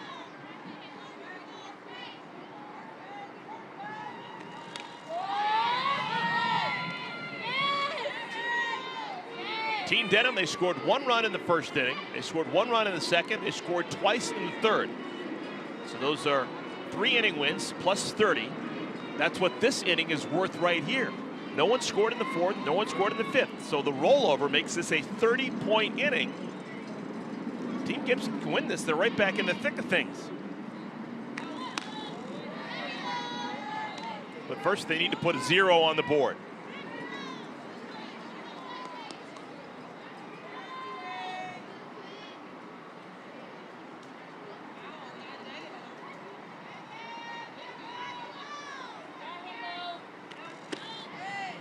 Danielle, you threw your share of no-hitters. If you're Georgina Cork in that first base dugout, number one, do you know you have a no-hitter going on? And number two, do you want a quick inning so you can get back in the circle, or do you want a couple extra runs as some pad? You want a quick inning. Okay. Because you just like the flow of how things are going. You're not like fully, oh man, I'm throwing a no-hitter, I'm throwing a no-hitter, I'm throwing a no-hitter. Like, you're aware of it in the moment, but you're also a pro where it's like, all right, I just need to execute my job. I can't let it get too big or start thinking about it, because that's when you're gonna jinx it in your own head. So it's just kind of staying true to what's working for you in the moment, utilizing those little habits you have in between innings, whether or not it's talking with the catcher, talking with Gwen, just little things like that. We just had a wonderful shot. Our producer, Casey Carter, somehow found it. Look at this. Georgina Cork is surrounded by the only 2 catchers in AU history who have ever caught a no-hitter. You got Gwen Svekis, who caught Katz, and you got Jordan Roberts, who caught Megan Faramos. So they know what to do with a pitcher who's got greatness cooking. Probably not talk about it. That's... Oh, man. Haley McClenny draws the walk. Rachel Garcia has faced 2 batters. She's gone to a full count on both. She struck out Lorenz and walks McClenny.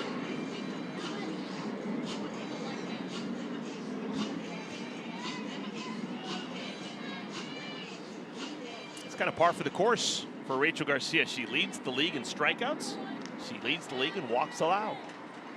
Leads the league in pitches by a wide margin. Kelsey Stewart-Hunter.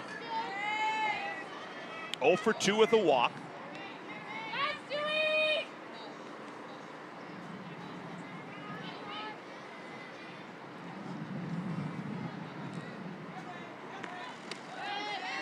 One of the best to ever come out of the Sunflower State. She's from Kansas. Wichita. Little Wizard of Oz.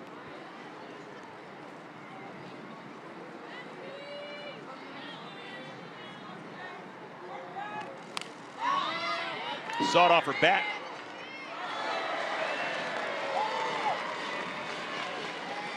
That's a contract match above the third base This whole day is line. made, and I don't think the ball was coming that you'd be able to make a catch like that. Just saying. I think Rob would be going out the window before you. Jeez.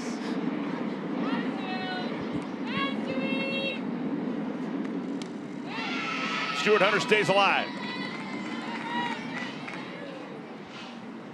Still have one more game on this field today. It is Team Flip and Team Alexander. Both sides desperate.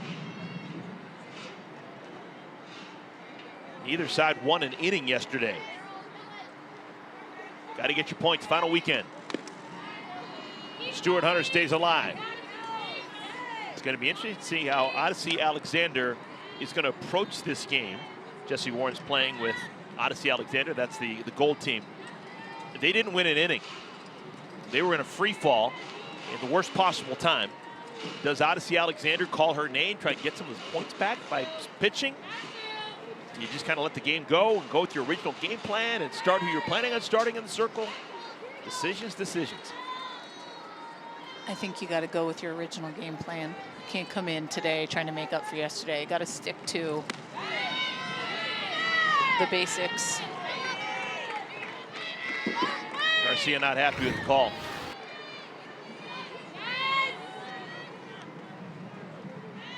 I like that spot. I want that spot for a pitcher, but I also want the call back on Garcia when Corrick was out there that walked her to take away the perfect game, you know? Wow. Sometimes that's how it works. 70 miles per hour right underneath the hands of Stuart Hunter. 2 down. Yeah, this is just straight heat. 71 miles an hour underneath the hands, just not able to catch up with that velo. So Garcia's faced 3 batters. No one's put the ball in play. 2 strikeouts and a walk.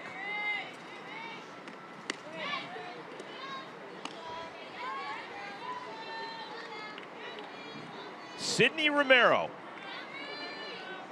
The way this leaderboard's shaking out, the Romero sisters, they're tighter than a bad oyster. They're separated by just 2 points right now. Sydney's got 1,342 points. Sierra's 2 points behind, 1,340. They're in 9th and 10th position, neck and neck on that leaderboard. How is that possible?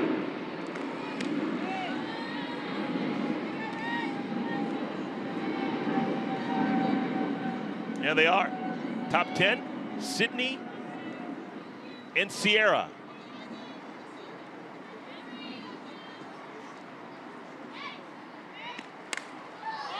High pop up. Wind will take it out of play.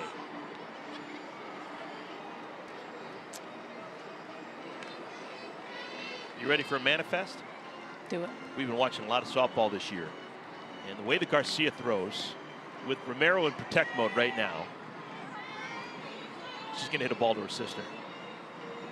Ground ball, right side. I don't know if it's going to scoop past Sierra or not, but she's going right side. Romero to Romero. Oh, that was the one. She was going to.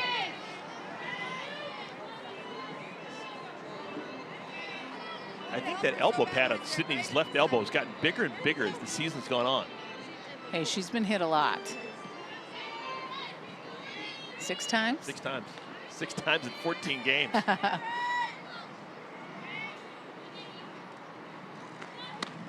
Oh, thought she was going to get hit, spun away from what turned out to be a strike. So Garcia comes in and strikes out Lorenz, Stuart Hunter, and Sydney Romero. A lot of times as girls and as women, we're taught to be humble. But there's a point when that confidence, you need to turn it up. You wake up, you open your eyes, it is game day. I did not want to be late. Racing to the field and getting those butterflies. The sounds, the smells. We thought we were so tough, putting on eye black. Acting like you're a stud even though you're 10 years old. That one swing that just feels so good. You're figuring out who you are, and you're doing it together.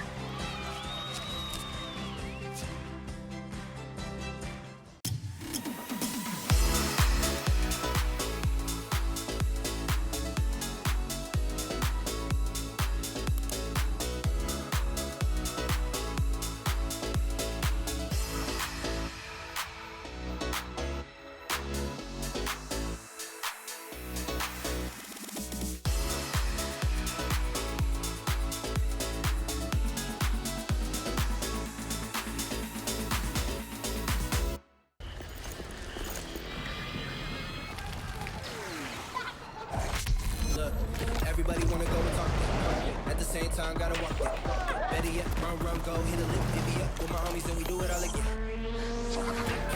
Whenever we get it, there's no hesitation.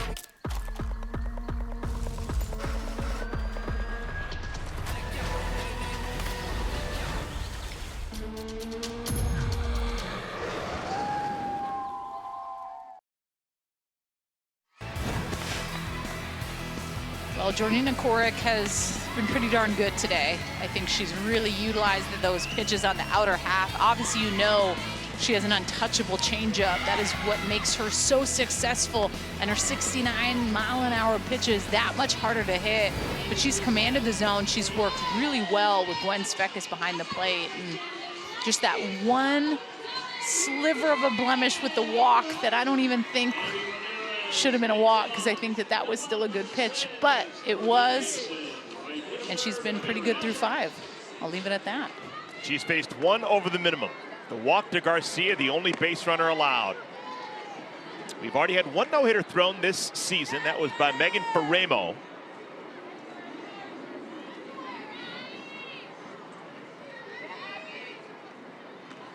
Abby Ramirez. 1 ball and 1 strike to Abby. After Ramirez, it'll be Sis Bates, and then the top of the order, Bubba Nichols.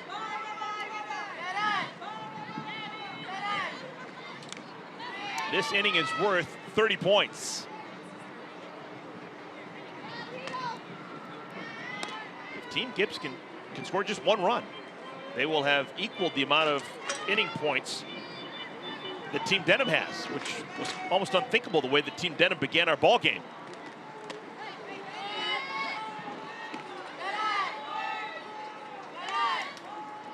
Two and two to Ramirez. Ramirez has really played well last couple of weeks, given an opportunity, and she's been the pro that she always is. And now all of a sudden she's earned herself a very important pitch. 3 balls and 2 strikes, leading off the bottom of the 6th inning.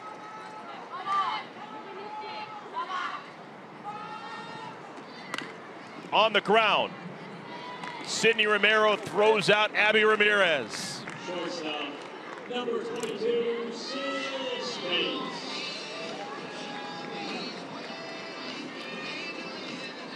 You said at the beginning of the game, we looked at Cork's numbers. Doesn't have a win on the year.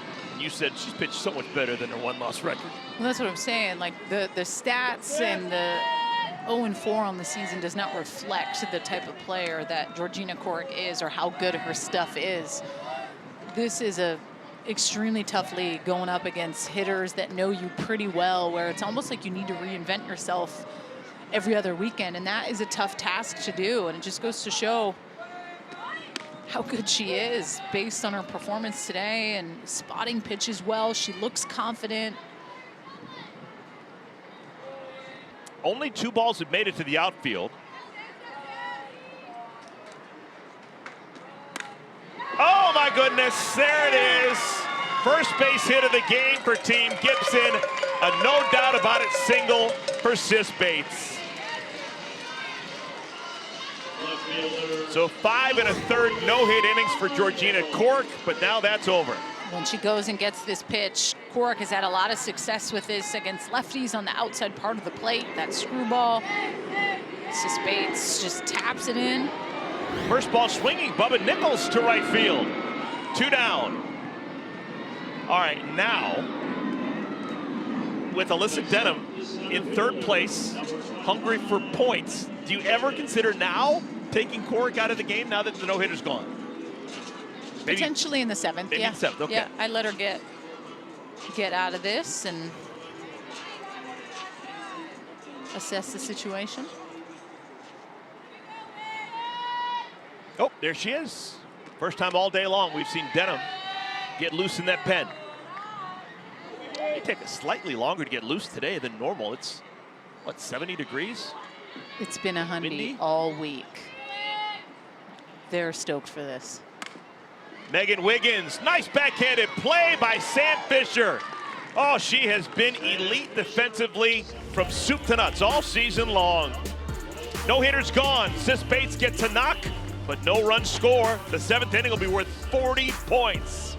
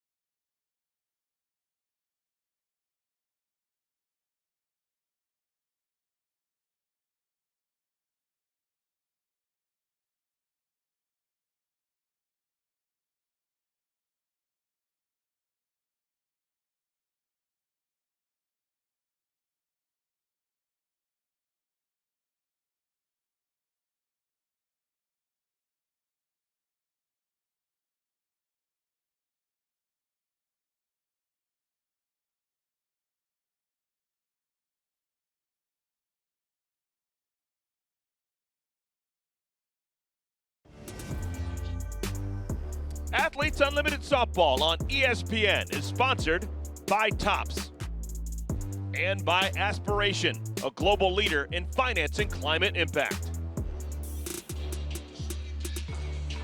There have been moments this season we will never forget. First time that AU softball played a game outside of Rosemont, Illinois. We play games in Greenville, North Carolina, in conjunction with the Little League Softball World Series.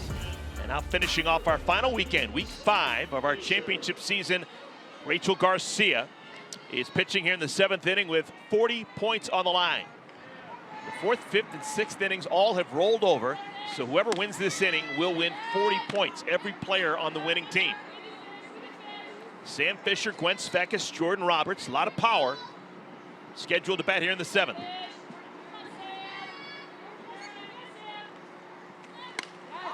Fisher pops it up. Foul territory. Gibson makes the out. The catcher, number 21, Svekis. Well, the way this is going, maybe the happiest person in the building is going to be Odyssey Alexander. No one really close to her making a huge run today with stat points. Odyssey still in first place on the leaderboard. Svekis hits it softly to short. Sis Bates, throw is high. Gibson bails her out. 2 down. Designated player, number 41, Jordan Roberts. There's your updated leaderboard. Odyssey Alexander began the weekend with a significant stiff arm on the rest of the field, but she lost points yesterday, had a -4 on the day, which is kind of hard to do, if I have to be frank. And so now all of a sudden, things are getting interesting. But no one making a huge move so far today, at least as of yet. Jordan Roberts, maybe some MVP points today. 2 for 3, hit the ball hard.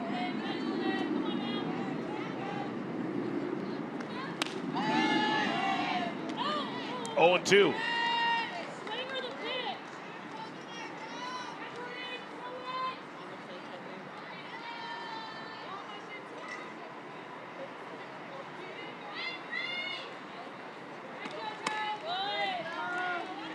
Just looking at the bottom of the 7th inning for Team Gibson. They're going to be down at least 4 runs. But you're going to have 40 points in terms of inning points on the line. Scheduled to hit Sierra Romero, Danielle Gibson, Rachel Garcia. Called strike 3. Rachel Garcia comes out of the pen. She faces 7 batters and gets 6 outs. Not bad. Bottom of the 7th, 40 points on the line. 4-0 lead for Team Denham.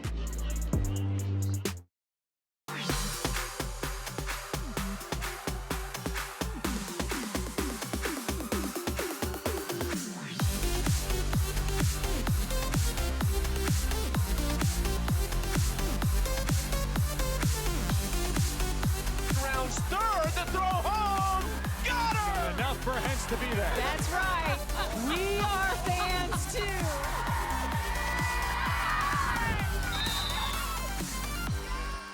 Like Mike, if I could be like Mike. You want to be like the greats? First, believe you are. Greatness requires drip, not like that, like this. The greats aren't afraid to fail. They're fueled by it.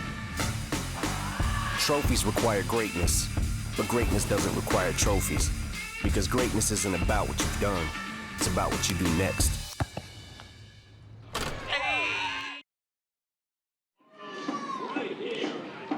It is a 4-0 lead for Team Denham. We play the bottom of the 7th inning. Team Gibson clearly would love to win this game, score 5 points and it's over, 5 runs and it's over. But just 1 run would be very important for everyone on Team Gibson, because if they just score 1 run and still lose the game, it would be 40 points in terms of inning wins for winning the final 4 innings. Right now our leaderboard, Odyssey Alexander, number 1, Danielle Gibson 2, Alyssa Denham 3, Rachel Garcia, Bubba Nichols. So outside of Odyssey Alexander, the top 5 all playing in this game and vying for the 40 points that are on the line for this half inning. Yeah, potentially the biggest movers Could be Alyssa Denham and Rachel Garcia being on the winning side of things. Or excuse me, not Rachel Garcia. Alyssa Denham in the 3 spot, potentially winning this game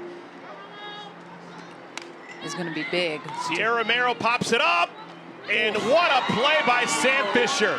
With the wind taking it away from her, she's able to run it down.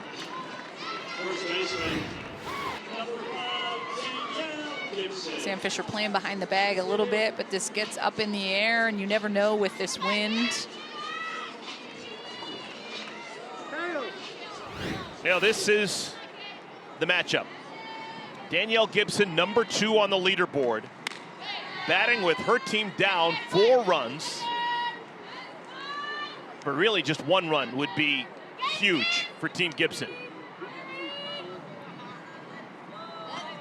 And still with Alyssa Denham not inserting herself into the game, because with how well Georgina Korek is throwing, she can still find herself having success just based on these inning points and potentially winning this game.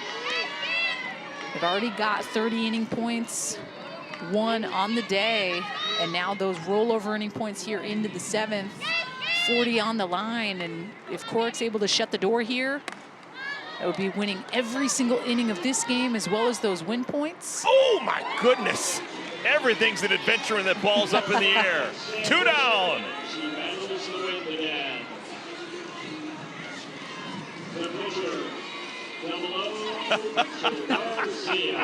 I want to play poker with Sam Fisher. You know exactly how she's feeling at every moment. 2 down, bases clear. Unless something changes, Danielle Gibson's going to have 0 points today. Starting the day 2nd on the leaderboard, but no stat points, no inning or win points. It's quite possible unless Rachel Garcia can keep this game alive.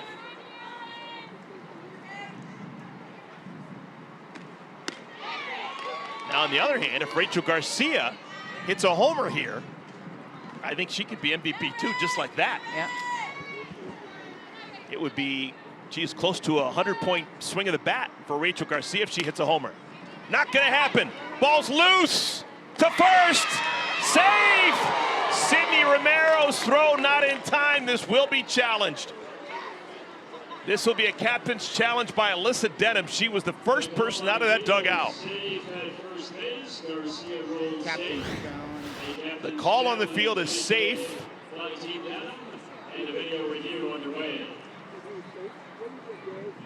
Ooh. I think this is going to be the angle.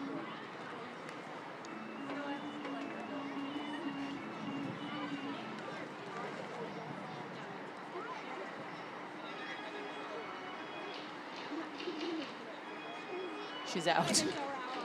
Did she touch the base on the back end? Yes. She never touched on the front end? Oh, she's out big time. Yeah.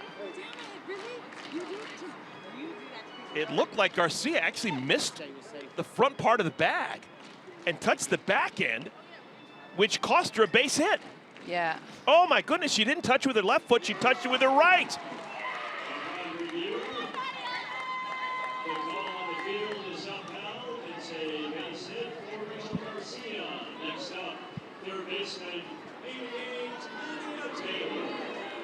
Oh my goodness. I didn't think she touched it with her left foot. I only thought she started with her right on the back end of the bag. And they called her safe. So the game continues. Nadia Taylor to right field, the wind! What a play by Jacobson! The game's over! Georgina Korek masterful. 7 shutout innings. And it's a win for Team Denham. Wow, so good. Solid team effort all around, but it starts with Georgina Korek and her really setting the tone for Team Denham on the day. You have to love that trust from the captain, Alyssa Denham, giving her the ball the whole way through because she earned that right on how well she threw. Here is your leaderboard. This is live. It may change. We don't know. But the inning wins plus 40 and the game win plus 50 has not been added in yet. So look at Alyssa Denham's line. She's going to get an extra 90-point bump. With that 90-point bump, She is going to be 18 points behind Odyssey Alexander, who still has a game to play later on. And wow, it is getting really interesting here in the final week of Athletes Unlimited softball. I can't believe it. It's crazy. I don't know what's going to happen. That's the best part. Let's go. See you soon. We got another one. Game 2 features Team Flippin and Team Alexander. That'll be at the top of the hour. But for now, for Daniel, Lori, Savannah Collins, I'm Eric Collins. We'll see you in a moment.